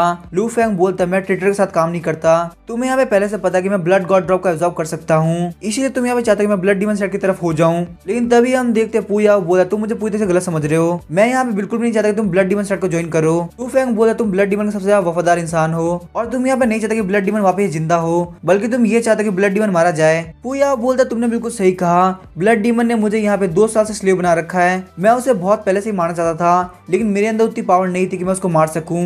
लू फेंग बोलता है ब्लड डीमन लगभग मारा जा चुका है, तो तुम्हें अब उसका स्लेव बनने की कोई जरूरत नहीं, तुम बहुत इजीली वहां से भाग सकते हो। पूया बोलता है उसने मेरे ऊपर स्लेवरी का मार्क लगा रखा है और उस मार्क को मैं बिल्कुल भी नहीं हटा सकता, तो इसीलिए जब तक वो जिंदा रहेगा मुझे उसका स्लेव बन के रहना पड़ेगा। उसने पिछले कुछ सालों के अंदर 30 ड्रॉप को कलेक्ट कर लिया है और उसने अपने आप को काफी हद तक रिकवर भी कर लिया है, लेकिन अभी भी उसकी स्ट्रेंथ पीक तक नहीं पहुंची। वो बस यहाँ पे लगातार सो रहा था कि वो अपनी स्ट्रेंथ को वापस से रिकवर कर सके। लू फेंग बोलता है क्या ब्लड डीमन अभी भी जिंदा है? साथ ही में वो सोच रहा होता है ब्लड डीमन सेट का लीडर अब दूसरे नॉर्मल डीमन से कुछ खास अलग नहीं रहा, अगर मैंने यहाँ पे ब्लड डीमन को पकड़ लिया तो मुझे काफी ज्यादा रिवॉर्ड भी मिलेंगे और साथ में ऐसा भी हो सकता है कि मुझे काफी अच्छी एबिलिटी मिल जाए। पूया सोच रहा था मुझे बिल्कुल समझ में नहीं आ रहा आखिर शैडो डीमन का क्लोन इस बंदे से कैसे हारा। तो ब्लड गॉड के ड्रॉप को एब्जॉर्ब करने की बात को हटा दिया जाए तो ये बंदा किसी बेवकूफ से बिल्कुल भी कम नहीं। पूया बोलता है भले तुमने ब्लड गॉड के ड्रॉप को एब्जॉर्ब कर लिया हो, लेकिन तुम ब्लड डीमन ज्यादा स्ट्रॉन्ग नहीं हो। ब्लड डीमन पक्का तुम्हारे पास आएगा, तुमको मार देगा ताकि वो तुम्हारे अंदर के ड्रॉप को एब्जॉर्ब कर सके। तुम्हें अगर यहाँ पे सर्वाइव करना है तो तुम्हें मेरे साथ टीम बनानी होगी, फिर हम दोनों मिलकर ब्लड डीमन को मार सकते हैं। लेकिन तभी हम देखते हैं लू फेंग उसको हाथ झटक देता है और बोलता है तुम यहाँ पे ब्लड डीमन को धोखा दे रहे हो और तुम सोचते हो कि मैं तुम्हारा साथ दूंगा। ब्लड डीमन से बिल्कुल भी नफरत नहीं करता, मैं उनको काफी ज्यादा एडमायर करता हूँ, तो इसीलिए मैं चाहता कि तुम मुझे उनसे मिलाओ। लू फेंग सोच रहा था अगर तुमने यहाँ पे ब्लड डीमन को मारने का ट्राई भी किया तो मैं तुम्हें बिल्कुल भी नहीं छोड़ने वाला, वो सिर्फ और सिर्फ मेरा गिफ्ट है, उसकी वजह से मुझे काफी सारे रिवॉर्ड और एबिलिटी मिलेगी। वहीं हम देखते हैं पूया वहां से जाने लगता है, सोच रहा होता है मुझे एक बहुत बड़ा बेवकूफ मिल गया, मुझे बिल्कुल भी लगता है कि ये मेरा एलाय बनने के लायक है। अभी हम देखते हैं लू फेंग उसके कंधे पे हाथ रखते हुए बोलता है तुमने इस टेस्ट को पास कर लिया, मुझे लगता है कि तुम सच में ब्लड डीमन को मारना चाहते हो। वहीं पे लू फेंग सोच रहा होता है मुझे लगता है मुझे मेरी एक्टिंग को जारी रखना होगा ताकि मुझे आखिरकार ब्लड डीमन मिल सके। पूया बोलता तो बोलो आखिर तुम क्या करना चाहते हो। लू फेंग बोलता तुम मुझे एक बात बताओ कि मैं तुम्हारा टीम कैसे बना सकता हूँ। पूया बोलता तो आखिरकार तुम ब्लड डीमन को मारना चाहते हो। लू फेंग बोलते मैं डीमन स्लेयर हूँ, तो ये मेरा फर्ज बनता है कि मैं वहाँ पे ब्लड डीमन को मारूं। मैं ब्लड डीमन जैसे एविल क्रिएचर को इस दुनिया के अंदर बिल्कुल भी जिंदा नहीं रहने दूंगा। पूया बोलता ठीक है तो मैं तुम्हारे पर भरोसा कर सकता हूँ। पूया बोलता तुम डेस्टिनी एलियन हो, इसीलिए तुम ब्लड गॉड को एब्जॉर्ब कर सकते हो। लू फेंग बोलता डेस्टिनी एलियन आखिर ये क्या होता है। तभी पूया लू फेंग को समझाने लगता है डेस्टिनी एलियन ये एक ऐसा बंदा होता है जो कि होता भले ह्यूमन रेस से, लेकिन उसकी एबिलिटीज काफी ज्यादा रेयर होती है। हालांकि तुम्हारी बॉडी के अंदर जो ड्रैगन ब्लड लाइन है वो भी काफी ज्यादा यूनिक है। हालांकि ये ड्रैगन ब्लड लाइन काफी ज्यादा पावरफुल हो, लेकिन एक डेस्टिनी एलियन उससे भी बहुत ज्यादा पावरफुल होता है। लू फेंग तुम्हारे पास यहाँ पे स्काई स्वॉलिंग डिमोनिक बॉडी है, बोला था कि स्काई स्वॉलिंग डिमोनिक बॉडी किसी भी चीज को एब्जॉर्ब कर सकती है, जैसे कि तुम्हारे पास बहुत जल्दी शैडो डीमन की एबिलिटी आ गई, वो सिर्फ स्काई स्वॉलिंग डिमोनिक बॉडी की वजह से हो पाया। लू फेंग बोलता ठीक है मुझे बात समझ में आ गई, आगे बताओ। फिर पूया बताते हैं हमारे प्लान को पॉसिबल करने के लिए तुम्हें जल्द से जल्द ग्रैंड मास्टर लेवल पे पहुंचना होगा। लू फेंग बोला तो मुझे बताओ कि हमारा प्लान क्या है। इसके बाद हम देखते हैं वो दोनों आराम से चाय पीते पीते बात कर रहे होते हैं। पूया बोला जब मैं तुम्हारे पूरी तरह से भरोसा कर पाऊंगा सिर्फ तभी मैं तुम्हें फर्स्ट स्टेप बताऊंगा। तभी हम देखते हैं लू फेंग वहां जाने लगता है और बोलता है अगर तुम्हारा मन नहीं है तो कोई बात नहीं, फिर मैं यहाँ से जा रहा हूँ। तभी पूया लू फेंग को रोकते हुए बोलता है हमारा फर्स्ट स्टेप ये है कि जिस बंदे के पास स्काई स्वॉलिंग डिमोनिक बॉडी है उसको ब्लड डीमन से पहले सारे ब्लड गॉड ड्रॉप्स को एब्जॉर्ब करना होगा। मैं बाकी बची हुई ब्लड गॉड ड्रॉप्स की सारी लोकेशन तुम्हें बता दूंगा और तुम्हें वहां पे जाकर ब्लड गॉड ड्रॉप को एब्जॉर्ब करना होगा। लू फेंग बोलता लगता है तुम्हें पहले से पता है कि आखिर ब्लड गॉड ड्रॉप कहाँ पे है। तभी पूया बोलता है हाँ मुझे पता है कि आखिर ब्लड गॉड ड्रॉप कहाँ पड़ी है। Blood God drop Phoenix tree county के डीमन कैचिंग ब्यूरो के अंदर डीमन कैचिंग प्रिजन के 3rd फ्लोर पे पड़ी है। ये बात सुनकर लू फेंग काफी ज्यादा शॉक गया होता है, सोच रहा होता है ब्लड गॉड ड्रॉप मेरे घर में ही पड़ी थी और मुझे बिल्कुल भी पता नहीं चला। पूया बोलता लेकिन ये तुम्हारे लिए काफी ज्यादा मुश्किल होगा। लू फेंग बोलता आखिर ऐसा क्यों, वो डीमन कैचिंग प्रिजन में ही है ना, मैं उसको बहुत इजीली कैप्चर कर सकता हूँ। पूया बोलता है डीमन कैचिंग प्रिजन की 3rd फ्लोर काफी ज्यादा रेस्ट्रिक्टेड होती है, वहाँ पे हर कोई नहीं जा सकता, सिर्फ ली केन जो कि एक हेवनली रैंक का डीमन सॉर्सरर है वही 3rd फ्लोर पे जा सकता है। तो लू फेंग आखिर तुम वहाँ पे कैसे जाओगे। लू फेंग बोलता है ये तुम्हारे प्लान का फर्स्ट स्टेप है, तो तुमने पक्का कुछ ना कुछ प्लान तो बनाया ही होगा, तो आखिर तुम यहाँ पे मुझसे क्यों पूछ रहे हो। और साथ ही वो मन में सोच रहा होता है मुझे आखिर तुम्हारे प्लान के बारे में कैसे पता होगा, और वैसे भी अगर ली केन से लड़ने की बात है तो मैं उससे बिल्कुल भी लड़कर नहीं जी सकता। तभी हम देखते हैं पूया लू फेंग कुछ देता है और बोलता है मैं ग्रैंड मास्टर रियलन का एक बहुत ही पावरफुल बंदा हूँ, तो मेरे लिए ली केन से फाइट करना कोई ज्यादा मुश्किल बात नहीं होगी। साथ ही में पूया सोच रहा होता है भले लू फेंग दिखने में बेवकूफ लगे लेकिन क्रिटिकल मोमेंट में काफी अच्छे तरीके से रिएक्ट करता है। लू फेंग बोलता कि ये चीज मेरे किस काम की। पूया बोलता ये तुम्हारे किस काम आएगी वो मैं तुम्हें बाद में बता दूंगा। और वैसे भी तुम्हें इन सारी चीजों का मतलब तब तक समझ में नहीं आएगा जब तक तुम यहाँ पे ग्रैंड मास्टर लेवल पर नहीं पहुंच जाते। वैसे मेरे पास इतना टाइम नहीं कि मैं इन सब के बारे में बात कर सकूं। हमें सबसे पहले हमारे first step demon catching prison के थर्ड लेवल के बारे में बात करनी होगी। लेकिन तभी हम देखते वहाँ पे कोई आता है और बोलता है कि तुम लोगों में से लू कौन है। वहाँ पे लू फैमिली से वही बंदा आया होता है जिसको फैमिली हेड ने भेजा था। पूया बोलता है क्या तुम्हारा साथी है। लू फैंग बोलता है नहीं मैं इसको नहीं जानता। पूया बोलता है ठीक है फिर फटाफट से बात करके तुम इसको यहाँ से भेज दो। लू फैंग जैसे उस बंदे से बात करने के लिए जा रहा होता है पूया पीछे से बोलता है कि हम दोनों एक ही टीम के अंदर है, इसलिए मैं तुम्हें पहले बता देता हूँ इस बंदे के अंदर से मैं फील कर सकता हूँ ये तुम्हारे क्लैन से बिलोंग करता है और इसके अंदर वही सेम ड्रैगन ब्लड लाइन है जो कि तुम्हारे अंदर है। लू फैंग बोलता है ठीक है मुझे समझ में आ गया। लू फैंग बोलता है मेरा सरनेम लू है। ब्रदर आके क्या बात है आप मुझे क्यों ढूंढ रहे हो। तभी हम देखते वो बंदा नीचे उतरते लू फैंग के हाथ के ऊपर एक पर्ल लग देता है और लू फैंग के हाथ लगाते वो पर्ल वहाँ पे चमकने लगता है। तभी वो बंदा बोलता है हमारे गंदे खून के डिसेंडेंट आखिरकार मैंने तुम्हें ढूंढ ही लिया। लू फैंग हंसते हुए बोलता है ब्रदर आखिर तुम हो कौन। वो बंदा अपनी स्वॉर्ड निकाल के लू फैंग के गले के ऊपर रख देता है और बोलता है तुम मेरे साथ चुपचाप चलोगे या फिर मैं तुम्हारे पैर तोड़ के तुमको साथ में लेके जाऊं। लू फैंग बोलता है कि आजकल के बंदे इतने एरोगेंटली बात करते हैं। पूया बोलता है अगर तुम चाहो तो मैं तुम्हारी हेल्प कर सकता हूँ। लू फैंग बोलता है वो सब ठीक है लेकिन तुम इसको जिंदा छोड़ देना मुझे इससे यहाँ पे कुछ पूछना है। पूया बोलता है ठीक है मैं काफी आराम जाऊंगा। फिर हम देखते पूया अपनी एनर्जी को रिलीज करने लगता है। उसकी एनर्जी रिलीज करते लू फैमिली का वो बंदा काफी डर गया होता है और अपनी स्वॉर्ड को नीचे फेंक देता है। वो अपने घुटनों पे आकर बोलता है प्लीज ऐसा मत करो मैं यहाँ पे मरना नहीं चाहता। लू फैंग बोलता है बस यहाँ पे रहने दो अगर तुम इस आगे कंटिन्यू करोगे तो पक्का मर जाएगा। लू फैंग फिर उस बंदे को बोलता है मुझे बता कि तुम यहाँ पे क्या करने के लिए आए हो। लू फैमिली का वो बंदा बोलता है सबसे पहले मैं आपको अपना नाम बताता हूँ मेरा नाम है लू यांग और मैं लू फैमिली का एक मेंबर हूँ। हमारी जो लू फैमिली वो इंपीरियल कैपिटल के 4 मेजर फैमिली में से एक है और हमारे फैमिली के एंसेस्टर है लू शाओशैंग। साथ ही में लू यांग सोच रहा होता है भले ये बंदा अपनी एनर्जी गैदरिंग लेवल के 5th लेवल पे है लेकिन उसके साथ जो बंदा जो कि ग्रैंड मास्टर उससे हायर लेवल का लग रहा है तो उसके साथ इक्वल टर्म पे बात कर पा रहा है। लू फैंग बोलता है लू फैमिली इंपीरियल कैपिटल के 4 मेजर फैमिली में से एक तो आखिर इससे मिया के लेन देना और आखिर ये लू शाओशैंग कौन है। पूया बोलता है लू शाओशैंग ये लू फैमिली का एक बंदा है जो कि अपने ग्रैंड मास्टर लेवल पे है लेकिन दिन पे दिन वो काफी बूढ़ा होता जा रहा है और उन्हीं बूढ़ी हड्डियों पे उसने अपने फैमिली के भार को उठा रखा है। लू फैंग बोलता है मुझे नहीं पता था कि हम लोग लू फैमिली से कनेक्टेड है। लू यांग सोच रहा था कि ये बंदा है कौन ये हमारे एंसेस्टर को भी बिल्कुल सीरियसली नहीं ले रहा। तभी लू फैंग लू यांग के पास जाता है और बोलता है वो सब छोड़ो आखिर तुम मेरे पास क्यों आए हो। लू यांग बोलता है कुछ टाइम पहले हमारे एंसेस्टर ने ब्लड पल्स ये पता किया है कि फिनिक्स ट्री काउंटी के अंदर हमारे किसी डिसेंडेंट ने ड्रैगन गॉड ब्लड लाइन को अवेकन किया है इसीलिए उन्होंने मुझे यहाँ पे भेजा है ताकि मैं आपको लेके जा सकूं। लेकिन तभी हम देखते हैं पूया एक मेटेरियल फेंकता है जो कि बिल्कुल उसी मेटेरियल की तरह होता है जो कि उसने लू फैंग को थोड़ी देर पहले दिया था। वो मेटेरियल वहाँ पे काफी गंदे तरीके से फट जाता है जिससे वो बंदा वहाँ पे खत्म हो जाता है। लू फैंग पूया को बोलता है कि तुमने यहाँ पे क्या किया मैंने तुमसे यहाँ पे कहा था कि तुम्हें वेट करना होगा मुझे उससे यहाँ पे कुछ पूछना था। पूया बोलता उससे ज्यादा देर बात करना हमारे प्लान को काफी खराब कर सकता था। लू फैंग बोला तुम्हें क्या लगता है अगर वो मुझे जाने के लिए बोल रहा था तो क्या मैं उसकी बात मान जाऊंगा। मेरा यहाँ पे कोई भी प्लान नहीं था कि मैं उसके साथ लू फैमिली के अंदर जाऊँ और साथ ही में लू फैंग मन में सोच रहा होता है मुझे यहाँ पे खुद को काफी कंट्रोल करना पड़ेगा क्योंकि ब्लड डीमन अभी तक मारा नहीं गया तो मैं पूया को यहाँ पे नहीं मार सकता। लू फैंग बोला चलो ठीक है जो भी है इसको पूरी तरह से खत्म कर देते हैं। हम देखते हैं लू फैंग अपनी फायर कंट्रोल एबिलिटी को यूज करते हुए उसको पूरी तरह से जला देता है। लू फैंग तभी लू यांग को चेक करने लगता है कि उसके पास कोई मटेरियल है कि नहीं। चेक करने के बाद लू फैंग बोलता है कि लू फैमिली बहुत ज्यादा गरीब है इसके पास यहाँ पे कोई अच्छे मटेरियल क्यों नहीं मिल रहा है। तभी लू फैंग को वहां से एक रिंग मिलती है और साथ में कुछ गोल्ड टेल्स भी। लू फैंग बोलता है मैं अपनी बात को वापस लेता हूँ तुम काफी रिच फैमिली से बिलोंग करते हो। तभी लू फैंग को वहाँ पे एक स्वॉर्ड दिखती है। जब लू फैंग पीछे की तरफ घूमता है तो स्वॉर्ड की ब्लेड गायब हो गई होती है। लू फैंग बोलता है आखिर स्वॉर्ड की ब्लेड इतनी जल्दी कैसे गायब हो सकती है। मुझे लगता है सच में मेरी किस्मत आज काफी अच्छी है। आज सिर्फ मुझे आज ब्लड गॉड ड्रॉ के बारे में पता चला कि यहाँ पे मुझे काफी अच्छा इनविजिबल स्पीड वेपन मिल गया। लू फैंग जब उस स्वॉर्ड को अपने हाथ के अंदर उठाता है तो बोलता है क्या ये जो स्वॉर्ड है वो सिकारा डीमन की विंग से बनी है। उसके बाद वो स्वॉर्ड की हेल्थ से अपने हाथ को काटता है और उसके ऊपर अपने ब्लड को गिराने लगता है। लू फैंग के सामने सिस्टम अपीयर होता है और उसे बताया जाता है कि आपकी जो इनविजिबल स्वॉर्ड है वो मिस्टीरियस रैंक की हायर लेवल की स्पीड वेपन है जो कि सिकाडा विंग से बनी हुई है। लू फैंग उस स्वॉर्ड को लेकर वहां जाने लगता है और बोलता है आज सच मुझे काफी ज्यादा मजा आ गया। ये जो सिकाडा विंग की स्वॉर्ड है ये वुड किंग स्वॉर्ड से एक लेवल हायर है। और वहीं हम देखते हैं केव के अंदर अपनी एनर्जी की हेल्प से पूया अभी लू फैंग को देख रहा होता है। उसके बाद वो अपने घुटनों पे आते हुए बोलता है लॉर्ड ब्लड डीमन लू फैंग को मैंने अपनी बातों के अंदर फंसा दिया है। ब्लड डीमन बोलता है पूयाओ तुम मुझे कभी भी डिसअपॉइंट नहीं करते।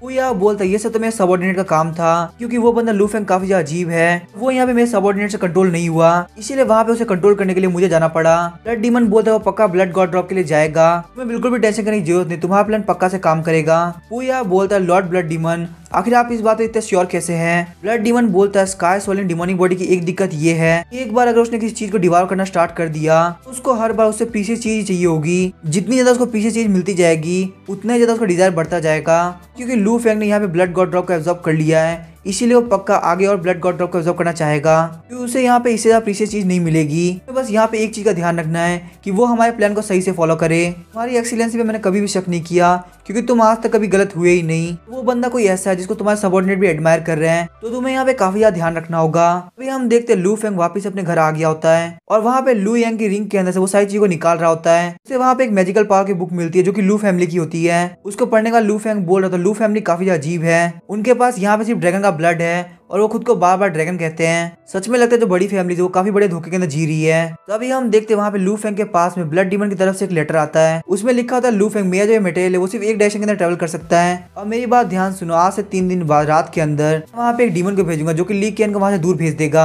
और वहाँ पे तुम्हारे पास एक अपॉर्चुनिटी होगी कि तुम जाके ब्लड गॉड ड्रॉप को ले सको। ये चीज ध्यान रखना, ये जो अपॉर्चुनिटी है सिर्फ एक ही बार आएगी, तो इसको हाथ से जाने मत देना। और लू फेंग के पढ़ने के बाद वो लेटर वहाँ पे जल गया होता है। लू फेंग सोच रहा चाहे तुम आओ या फिर तुम किसी और को भेजो, यहाँ से ली केन का निकलना काफी ज्यादा जरूरी है। लेकिन बात तो ये है, अगर मैं वहाँ पे उस ब्लड गॉड ड्रॉप को चुराने के लिए जाता हूँ तो सारा रिस्क मेरे ऊपर रहेगा। अगर मैं उस ब्लड गॉड ड्रॉप को एब्जॉर्ब कर भी लेता हूँ तो आखिर मुझे क्या ही फायदा मिलेगा। लेकिन अगर उस ब्लड गॉड ड्रॉप को ब्लड डीमन एब्जॉर्ब कर लेता है तो मेरा काफी ज्यादा फायदा हो सकता है, फिर मुझे उस ब्लड डीमन से काफी सारी एबिलिटी मिल सकेगी। या इस बार मैं तुम्हें फोर्स करूंगा कि तुम यहाँ पे एक बहुत बड़ी गलती कर सको। उसके बाद हम देखते हैं लू फेंग वहाँ पे कल्टीवेट करने के लिए बैठ जाता है। फिर हमें 3 दिन बाद ली केन के घर का सीन दिखाया जाता है। ली केन अपने घर के अंदर बैठ के आराम से बुक पढ़ रहा होता है। वहाँ पे कोई बंदा आता है, बोलता है मास्टर ली हमें डीमन मिरर के अंदर अभी एक डीमन शो हुआ है और वो डीमन यहाँ पे ग्रैंड मास्टर लेवल पे है, ये हमारे फिनिक्स ट्री काउंटी के वेस्ट के साइड में घूम रहा है। तभी हम देखते ली केन काफी स्पीड से वहाँ से निकल जाता है और सीधे उस डीमन के पास पहुंच जाता है। ली कियान को देख के वो डीमन वहाँ पे काफी ज्यादा डर गया होता है और वहाँ से भागने लगता है। ली कियान बोला तुम्हें क्या लगता है तुम मुझसे यहाँ पे भाग सकते हो? ली कियान काफी स्पीड से उसको पीछा करने लगता है। वो मॉन्स्टर बोलता है सच में ली कियान काफी ज्यादा फास्ट है। तो वो मॉन्स्टर ली कियान को बोला तुम यहाँ पे मेरा पीछा क्यों कर रहे हो, मैं तो बस यहाँ से गुजर रहा था, मैंने तो यहाँ पे किसी के ऊपर अटैक भी नहीं किया। साथ ही वो मन में सोच रहा होता है एक हेवनली रैंक का डीमन सॉर्सर, इसके सामने मेरे जीतने के चांसेस काफी ज्यादा कम है। लॉर्ड ब्लड डीमन के प्लान के लिए मैं यहाँ पे इतनी जल्दी नहीं हार सकता। ली कियान बोलता है तुम ब्लड डीमन सेक्ट से हो और आखिर तुम्हारी हिम्मत कैसी फिनिश ट्री काउंटी के अंदर एंटर करने की, तुम यहाँ जिंदा वापस चले गए तो आखिर मेरे रहने का क्या फायदा। साथ ही में ली कियान सोच रहा होता है सच में ब्लड डीमन सेक्ट काफी ज्यादा पावरफुल है। वो मॉन्स्टर बोलता है ली कियान क्या तुम्हें लगता कि यहाँ पे कुछ ना कुछ तो गड़बड़ है, आखिर मैं तुम्हें यहाँ पे फिनिश ट्री काउंटी के बाहर क्यों लेके आ गया, कहीं ऐसा तो नहीं कि ये सब इसलिए किया जा रहा हूँ ताकि ब्लड गॉड ड्रॉप को वहाँ से निकाला जा सके। तभी ली कियान बोलते तुमको यहाँ पे बिल्कुल भी टेंशन करने की जरूरत नहीं, मुझे छोड़कर डीमन कैचिंग ब्यूरो के अंदर बहुत सारे लोग हैं जो कि बहुत ज्यादा हाई लेवल पे है, तो मेरे पीछे कुछ गड़बड़ होती भी है तो पक्का वहाँ पे संभाल लेंगे। लेकिन मेरे लिए सबसे ज्यादा जरूरी ये है कि तुम अगर यहाँ पे घुस चुके हो तो तुम जिंदा वापस ना जा पाओ। उसके बाद वो उस मॉन्स्टर पे काफी ज्यादा अटैक करता है। वहीं पे उस मॉन्स्टर ने एक प्रोटेक्टिव शील्ड बना ली होती है, लेकिन हम देखते हैं वो शील्ड उस अटैक को नहीं झेल पाती और टूट जाती है। और वहीं पे ली कियान ने उस मॉन्स्टर को मार के अपने सर के अंदर एब्जॉर्ब कर लिया होता है। फिर हमें वापस से पुया को दिखाया जाता है जो कि बोल रहा होता है हमारा डीमन सोल लैम्प बुझ चुका है, इसका मतलब वो मॉन्स्टर भी मारा गया। लेकिन उस एविल ईगल ने लू फेंग के लिए काफी टाइम इकट्ठा कर लिया था, का लू फेंग अपनी प्लान के अंदर सक्सेसफुल हो गया होगा। लेकिन हम देखते हैं ब्लड डीमन काफी ज्यादा गुस्सा हो गया होता है और बोलता है आखिर तुम क्या बात कर रहे हो, मुझे नहीं लगता कि वो सक्सेस हुआ है, क्योंकि मैं यहाँ पे फील कर सकता जो ब्लड गॉड ड्रॉप है वो अपनी जगह से 1 इंच भी नहीं हिला, तो अभी भी डीमन कैचिंग प्रिजन के अंदर ही पड़ा हुआ है। ये बात सुन के पुयाओ काफी ज्यादा शॉक हो गया होता है और उसके हाथ से वो डीमन लैम्प भी छूट गया होता है। साथ ही में पुयाओ सोच रहा होता है आखिर ऐसा कैसे पॉसिबल है, मैंने यहाँ पे लू फेंग को काफी सारे बेनिफिट दे दिए तो आखिर वो उस ड्रॉप को क्यों नहीं ले पाया। तभी ब्लड डीमन बोलता है मुझे नहीं पता कि ये कैसे हुआ, लेकिन तुम्हें बहुत ही जल्दी इसके बारे में पता लगाना होगा, क्योंकि तुम्हें पता है ना कि वो मेरे प्लान का बहुत बड़ा हिस्सा है। अगर वो ब्लड गॉड ड्रॉप वहां से नहीं निकलेगी तो मेरा काम बिल्कुल भी नहीं हो पाएगा। पुया बोलता है लॉर्ड ब्लड डीमन प्लीज शांत हो जाइए, मैं अभी जाकर पता करता हूँ ऐसा क्यों हुआ है। तभी हम देखते हैं लू फेंग के पास पुया का प्लांट आया होता है जो कि वहां पे आके फूट जाता है और उसके अंदर उसने लू फेंग को बोला होता है मैं यहाँ पे फिनिश ट्री काउंटी के बाहर 10 माइल दूर तुम्हारा वेट कर रहा हूँ, फटाफट से मेरे पास आओ। लू फेंग बोलता है इसके वर्ड्स मुझे काफी ज्यादा चुभते हैं, इसने मुझे काफी ज्यादा परेशान कर दिया, अब मुझे यहाँ से 10 मील दूर जाना होगा। उसके बाद हम देखते हैं लू फेंग 10 मील दूर आ गया होता है। यहाँ पे घर के अंदर पुया उसका वेट कर रहा होता है। लू फेंग के पहुंचते पुया बोलता है तो आखिरकार तुम आ ही गए। लू फेंग बोलता है कि क्या हुआ, तुम मुझे इतनी जल्दी क्यों बुला रहे हो। तभी हम देखते हैं पुया हटता है और लू फेंग के नीचे की साइड देखने लगता है और साथ ही में सोच रहा होता है कहीं स्काई सोलिंग डिमोनिक बॉडी के अंदर कोई दिक्कत तो नहीं है। उसको ऐसे घूरते हुए देख के लू फेंग बोलता है आखिर तुम यहाँ पे कहाँ देख रहे हो, मेरी जो तबीयत है वो आजकल ठीक नहीं रह रही, इसलिए मैं रात को ज्यादा देर तक नहीं जाग पाता। तुम्हें यहाँ पे किसने बोला था कि इस मिशन को इतनी रात को रखने को? तुम्हारे प्लान का वेट करते करते मुझे वहाँ पे नींद आ गई और मैं वहाँ पे सो गया। ये बात सुन के पूया काफी चिढ़ गया होता और बोलता है, क्या तुम्हें वहाँ पे नींद आ गई? आखिर तुम कैसे इंसान हो? तुम्हें पता ली केन को वहाँ से बाहर निकालने के लिए मैंने कितनी ज्यादा मेहनत करी, यहाँ तक कि मेरा एक ग्रैंड मास्टर लेवल का डीमन भी मारा गया और तुम मुझे ये बोले कि तुम्हें बस नींद आ गई। लू फेंग बोलता है, मैं तुमसे झूठ नहीं बोलूंगा, मुझे यहाँ पे सच में नींद आ गई। तुम्हें नहीं पता क्या, ह्यूमंस के लिए सोना काफी जरूरी होता है। अगर एक ह्यूमन सही से नहीं सोएगा तो अगले दिन सही से काम कैसे करेगा? तुम डीमन को भले कुछ ना करना पड़ता हो, लेकिन मुझे अगले दिन जाकर डीमन कैचिंग ब्यूरो के अंदर काम करना पड़ता है। लेकिन तुम यहाँ पे इतनी टेंशन क्यों ले रहे हो? हमें कोई और मौका जरूर मिलेगा, उस वक्त हम लोग ब्लड गॉड ड्रॉप को ले लेंगे। पूया बोलता है, लू फेंग तुम्हें क्या लगता है कि मैं यहाँ पे तुम्हें मारने की हिम्मत नहीं करूंगा? लू फेंग बोलता है, क्या तुमने अभी क्या बोला? पूया बोलता है, क्या तुम्हें काफी डर लग रहा है? लू फेंग बोलता है, मुझे इस चीज का भरोसा है, तुम ये करने की हिम्मत बिल्कुल भी नहीं करोगे। और साथ ही में वो सोच रहा होता है, मुझे लगता है यहाँ पे पूया इरिटेट हो रहा है, ये मेरे लिए बिल्कुल परफेक्ट अपॉर्चुनिटी रहेगी, मैं यहाँ पे काफी सारी एबिलिटीज पा सकता हूँ। उसके बाद लू फेंग पूया का कॉलर पकड़ लेता है और बोलता है, अगर तुम्हारे अंदर हिम्मत है तो फटाफट से मुझे टच करके दिखाओ। लू फेंग की इस हरकत की वजह से पूया को काफी ज्यादा गुस्सा आ रहा होता है और साथ ही में वो सोच रहा होता है, अगर मेरे मास्टर का प्लान नहीं होता तो मैंने अभी तक तुम्हें पूरी तरह तोड़ दिया होता, लेकिन मैं यहाँ पे कैसे भी करके मेरे मास्टर के लिए खुद को कंट्रोल करके रखूंगा। लेकिन इसका मतलब ये बिल्कुल नहीं कि मैं तुम्हें सबक नहीं सिखा सकता। उसके बाद वो लू फेंग का हाथ काफी जोर से पकड़ लेता है। पूया को ऐसा करते सिस्टम का अलर्ट आता है। सिस्टम बोलता है, आपके ऊपर यहाँ पे पूया ने अटैक किया है, इसीलिए आपके डिफेंस को 10,000 पॉइंट बढ़ाया जाता है। पूया बोलता है, क्या हुआ लू फेंग, अब तुम एरोगेंट बिहेव नहीं कर पा रहे? लू फेंग सोच रहा होता है, क्या यही होती है ग्रैंड मास्टर लेवल की फुल पावर?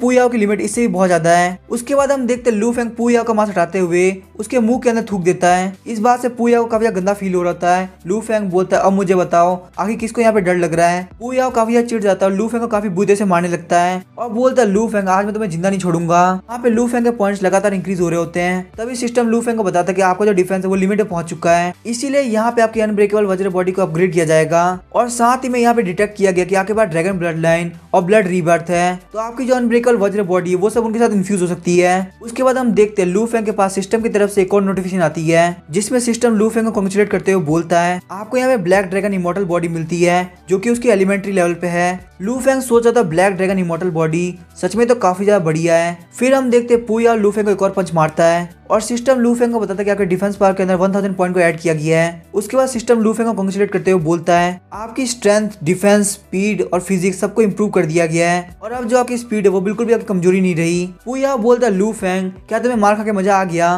फिर लू फेंग के पास एक और नोटिफिकेशन आती है जिसमें उसे बताया जाता है कि आपकी पावर अभी ग्रैंड मास्टर के लेवल की हो चुकी है। लू फेंग सोच रहा होता है तो काफी ज्यादा बढ़िया है, अगर black dragon immortal body elementary level पे इतनी ज्यादा पावरफुल है तो आखिर इसका इंटरमीडिएट एडवांस लेवल कितना ज्यादा होगा। मुझे यहाँ पे कैसे भी करके पूया को और देर तक रखना होगा, से यहाँ पे मेरी एक्टिंग स्किल काम आ सकती है। उसके बाद हम देखते हैं लू फेंग एक्टिंग करते हुए जमीन के ऊपर गिर जाता है। पूया बोलता है, अब तुम्हें समझ में आ गया ना, तुम्हें काफी ज्यादा डर लग रहा है। लेकिन तभी लू फेंग पूया का मजाक उड़ाते हुए बोलता है, मैं यहाँ पे बिल्कुल भी अपनी हार एक्सेप्ट नहीं कर रहा, तुम्हारे अंदर इतनी एबिलिटी नहीं कि तुम मुझे मार सको।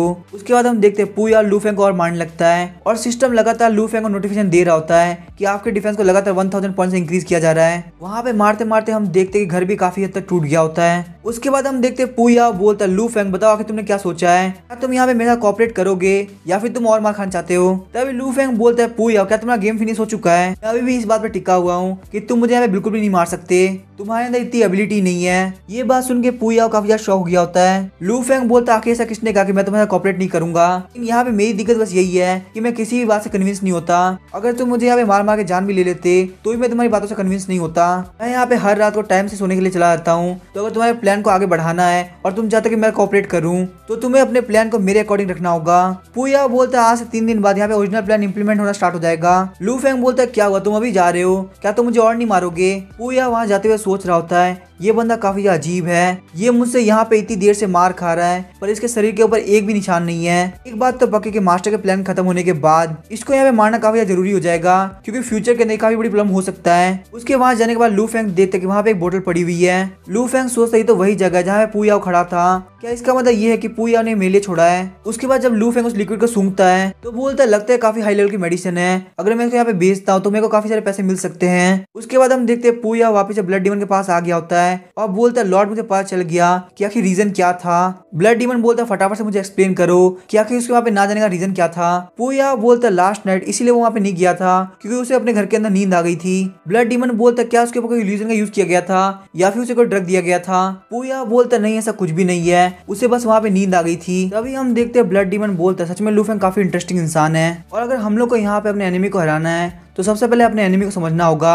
अब क्या मुझे इस चीज पे भी डाउट करना पड़ेगा कि तुम लू फेंग को सही से नहीं समझ पाए। ये बात सुनकर पूया काफी ज्यादा शॉक हो गया होता है और सोच रहा होता है लगता है लू फेंग ने मुझे बेवकूफ बनाया। ब्लड डीमन बोलता है पूया मुझे लगता है तुम्हें अपने तरीके को चेंज करना पड़ेगा, शायद ऐसा करने से तुम्हारी मेहनत भी काफी ज्यादा कम लगेगी और तुम्हें रिजल्ट भी काफी अच्छा मिलेगा। तभी पूया बोलता है लॉर्ड ब्लड डीमन आप कैसा बोलने के लिए थैंक यू, और क्योंकि लू फेंग कंट्रोल करना काफी ज्यादा मुश्किल है तो क्यों ना आप किसी और को मेरी जगह भेजे। साथ ही में पूया मन में सोच रहा होता है आखिर ये कौन से तरीके को यूज करने को बोल रहे हैं, मुझे कुछ भी समझ में नहीं आ रहा।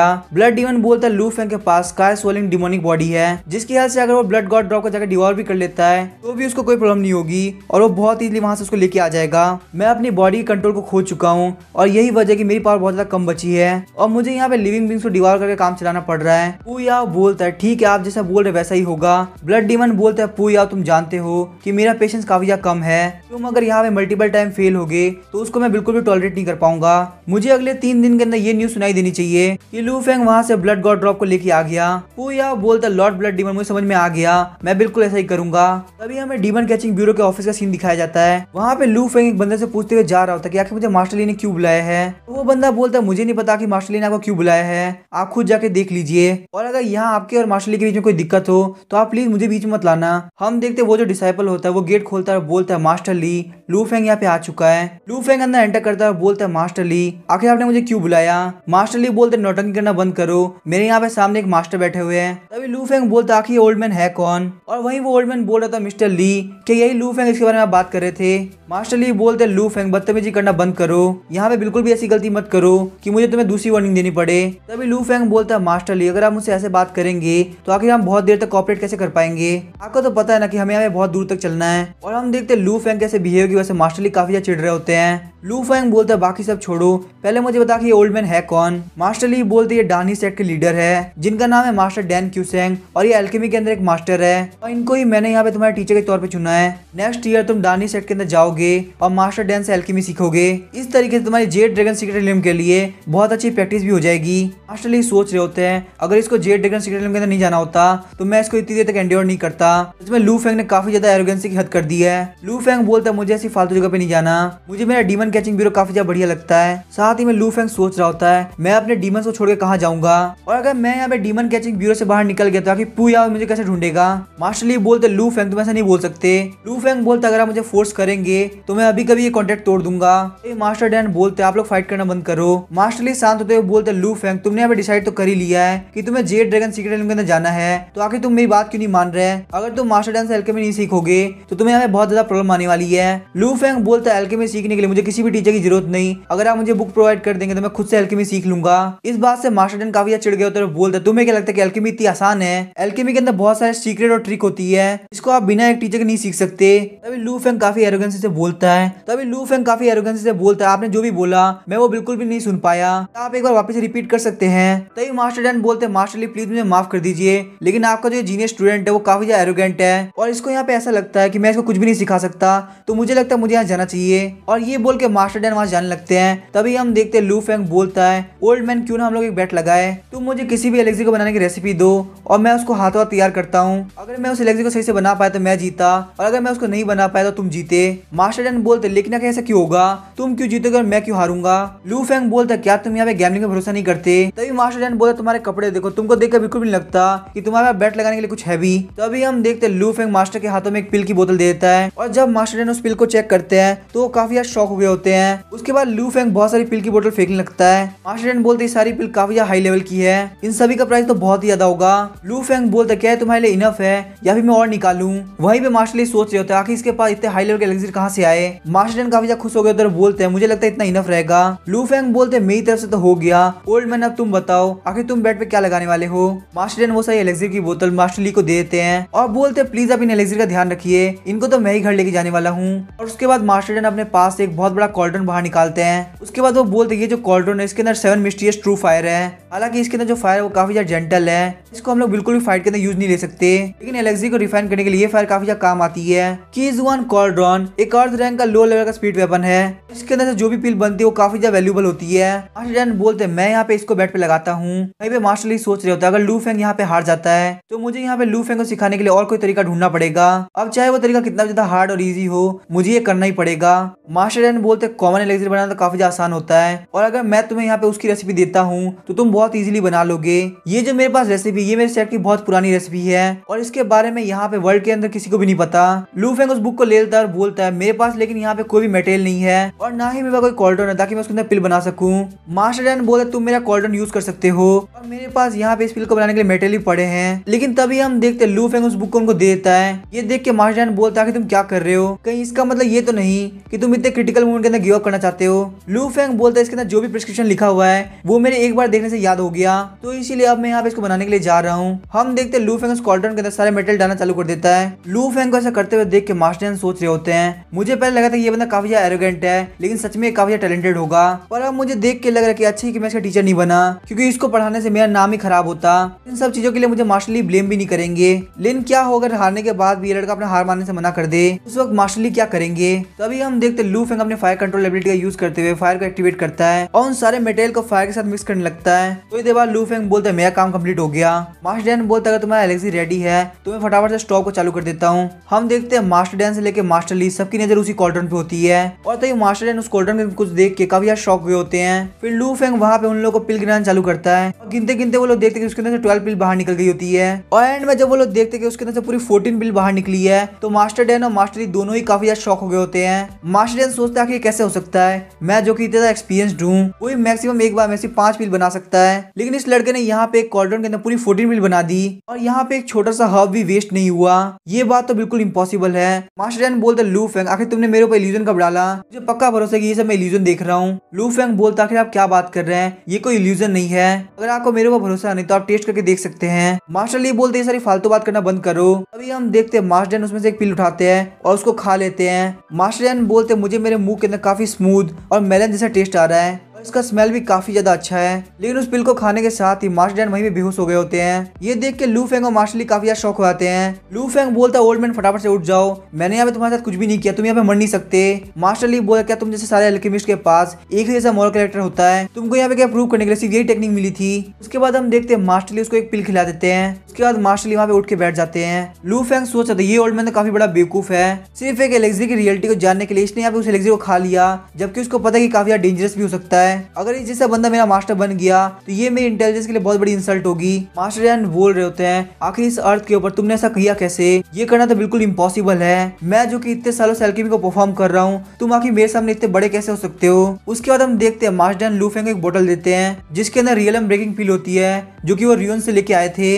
ये पिल वॉरियर्स को ब्रेक थ्रू करने में काफी ज्यादा हेल्प करती है। मास्टर डैन बोलते हैं अगर तुमको यहाँ पे ब्रेक थ्रू करना है तो इनर एनर्जी रियलम के अंदर ये तुम्हारे चांसेस को 80% से बढ़ा देगी, वही ट्रू एनर्जी रियलम के अंदर इसके चांसेस 50% बढ़ जाएंगे। और अगर बात की जाए फियर्स एनर्जी रियलम की तो उसके अंदर तुम्हारे चांसेस 20% से बढ़ जाएंगे। लेकिन वहीं अगर बात की जाए मास्टर या ग्रैंड मास्टर की तो वो बिल्कुल इनइफेक्टिव रहेगा। तो अगर तुम यहाँ मेरे क्वेश्चंस के आंसर करते हुए मेरे सारे डाउट को सॉल्व करते हो तो मैं तुम्हें ये देने के लिए तैयार हूँ। लू फेंग सोच रहा था ब्रेक थ्रू पिल, मुझे यही तो चाहिए। तभी हम देखते लू फेंग वहाँ पे लकड़ी से कुछ ड्रॉ करता है। मास्टर डैन बोलते लू फेंग आखिर ये क्या चीज है। लू फेंग बोलते ये बिल्कुल ऐसा है कि मैंने सारे इंग्रेडिएंट को एक साथ मिला दिया और मैंने यहाँ फ्लेम्स का यूज करते हुए इसको लगभग 12 से 13 पार्ट के अंदर सेपरेट कर दिया। ये बिल्कुल ऐसा है जैसे कि आप 12 एल्केमी एक साथ परफॉर्म कर रहे हो। जैसे ही आपको लगे कि ये कंप्लीट हो रहा है उसके बाद आप इन सभी को फ्यूज करके एक पिल के अंदर कन्वर्ट कर सकते हैं। मास्टर ली बोलते हैं क्या आखिर ये कैसे पॉसिबल है। मास्टर डैन बोलते हैं मुझे भी ये लगता है ये बिल्कुल इम्पॉसिबल है, ऐसा कभी हो ही नहीं सकता। लू फेंग बोलता है ओल्ड मैन मुझे बताइए आखिर ये चीज क्यों इम्पॉसिबल है। मास्टर डैन बोलते हैं मुझे पता है कि तुम फायर कंट्रोल में काफी अच्छे हो, लेकिन आखिर एक छोटी जगह के अंदर 12 फ्लेम्स कैसे सेपरेट रह सकती है, तो पक्का एक दूसरे से टकरा के मिक्स हो जाएंगी और वो सारी फायर अलग अलग तरीके की होगी, जैसे कि high fire, fierce fire, soft fire और लो फायर। इतनी सारी डिफरेंट फायर एक साथ कैसे रह सकती है। अगर सिर्फ हाई फायर और लो फायर की बात करी जाए तो एक जगह रहने पर एक दूसरे को इफेक्ट करती है। तभी हम देखते लू फेंग कॉर्डन के अंदर से फायर को बुलाता है और अपनी फिंगर्स के ऊपर कंडेंस करने लगता है और हम देखते लू फेंग की फिंगर के ऊपर बहुत सारी अलग अलग तरीके की फायर कंडेंस हो गई होती है। लू फेंग बोलते अब आप क्या बोलना चाहेंगे। मैंने यहाँ पे अपनी फिंगर के ऊपर बहुत सारी फायर को कंडेंस कर दिया। मास्टर डैन बोलते मिस्टर लू प्लीज मुझे माफ कर दीजिए, मैं आपके अल्केमी स्किल को पहचान नहीं पाया, या फिर क्यों बोले तो इस ओल्ड मैन के पास इतनी एबिलिटी नहीं है कि वो आपकी स्किल को पहचान सके। तभी मास्टर डैन लू फेंग के पास आता है और बोलते हैं मिस्टर लू आपके जैसी एबिलिटी पूरे ग्रेट फ्लेम डायनेस्टी के अंदर किसी के पास नहीं है। लू फेंग बोले तुम्हें यहाँ पे क्या बोलना, फटाफट से बोलो, मुझे तुम्हारे घुमा फिरा की बातें बिल्कुल भी समझ में नहीं आती। मास्टर डैन बोलते मैं बस ये चाहता हूँ कि आप हमारे डानी सेट को ज्वाइन कर लीजिए। आपके इतने पावरफुल टैलेंट के साथ आपको एक बहुत अच्छे लीडर की जरूरत है, इससे आपकी रोड टू एल्केमी काफी ज्यादा बढ़िया हो सकती है। शायद से आप फ्यूचर के अंदर मास्टर क्यूलोंग को भी सरपास कर देंगे जो कि हमारे पिल किंग है। आप बिल्कुल भी टेंशन मत लीजिए, हमारी जो डानी सेट है वो भी काफी ज्यादा फेमस है, आपको वहाँ पे कोई भी दिक्कत नहीं होगी। तभी हम देखते लू फेंग बोलता है प्लीज तुम चुप हो जाओ, लेकिन हाँ अगर तुम यहाँ पे चाहते हो तो मैं तुम्हारा टीचर जरूर बन सकता हूँ। मास्टर डैन बोलते हैं मिस्टर लू क्या आप मेरे साथ मजाक कर रहे हैं? मेरे जैसा ओल्ड मैन जिसके पास बहुत कम टैलेंट और बहुत कम नॉलेज है वो आपके जैसे टैलेंट को कैसे एक्सेप्ट कर सकता है? तो मैं यहाँ पे चाहता हूँ कि मैं अपने सेट के सबसे पावरफुल मास्टर को आपका टीचर बनने के लिए रिकमेंड करूंगा। लू फेंग बोलते हैं मुझे यहाँ पे कोई भी टीचर नहीं चाहिए, तुम्हारे सेट के अंदर कोई भी इतना पावरफुल मास्टर नहीं होगा जो कि मुझे सिखा सके। साथ ही में लू फेंग सोच रहा होता है मुझे मेरे डीमन को छोड़कर नहीं जाना, चाहे तुम इसके लिए मुझे कोई भी ऑफर दोगे मैं वो नहीं मानूंगा। तभी हम देखते मास्टर ली बोलते मास्टर डैन प्लीज आप चुप हो जाइए, हमारा लू फेंग डीमन कैचिंग ब्यूरो का हिस्सा है तो वो किसी सेट को ज्वाइन नहीं करने वाला। तभी हम देखते मास्टर डैन टोकन बाहर निकालते और लू फेंग के हाथ में रख देते हैं और बोलते इस डानी सेट के टोकन को आप कहीं भी यूज कर सकते हैं, ये हमारी डानी सेट की शॉप पे आपको 50% डिस्काउंट भी दिला देगा। और साथ ही में अगर आपका कभी भी माइंड चेंज होता है तो हमारे डानी सेट के डोर आपके लिए हमेशा ओपन रहेंगे। लू फेंग सोच रहा था इस टोकन की हेल्थ से 50% ऑफ, ये तो काफी ज्यादा बढ़िया है। तभी हम देखते लू फेंग बोलने लगता है मुझे बताइए आखिर आपके डानी सेट के पास और क्या बढ़िया चीजें हैं? मास्टर ली सोच रहे तो मुझे कभी नहीं लगा था कि लू फेंग तुम्हारे पास इतना अच्छा टैलेंट होगा। इस पॉइंट ऑफ व्यू से देख के मुझे लगता है कि तुम बहुत ही जल्दी उस इनहेरिटेंस को ले लोगे और इसके अंदर तुम्हें ज्यादा टाइम भी नहीं लगने वाला। फिर हम देखते लू फेंग वापस अपने घर आ गया होता है, बैठ के कल्टीवेट कर रहा होता है। तभी अचानक से लू फेंग का डोर बजता है, लू फेंग उस डोर को खोलता है। हम देखते लू फेंग ने बाहर एक फायरबॉल से अटैक किया होता है और साथ ही में अपने फायर कंट्रोल एबिलिटी को भी एक्टिवेट कर दिया होता है। जब धुआं आता है तो हम देखते वो कोई और नहीं बल्कि फैटी वैंग होता है। अब इसके आगे क्या होगा वो नेक्स्ट एपिसोड में जानेंगे। वीडियो पसंद है चैनल को सब्सक्राइब करके वीडियो को लाइक कर देना। Thank you.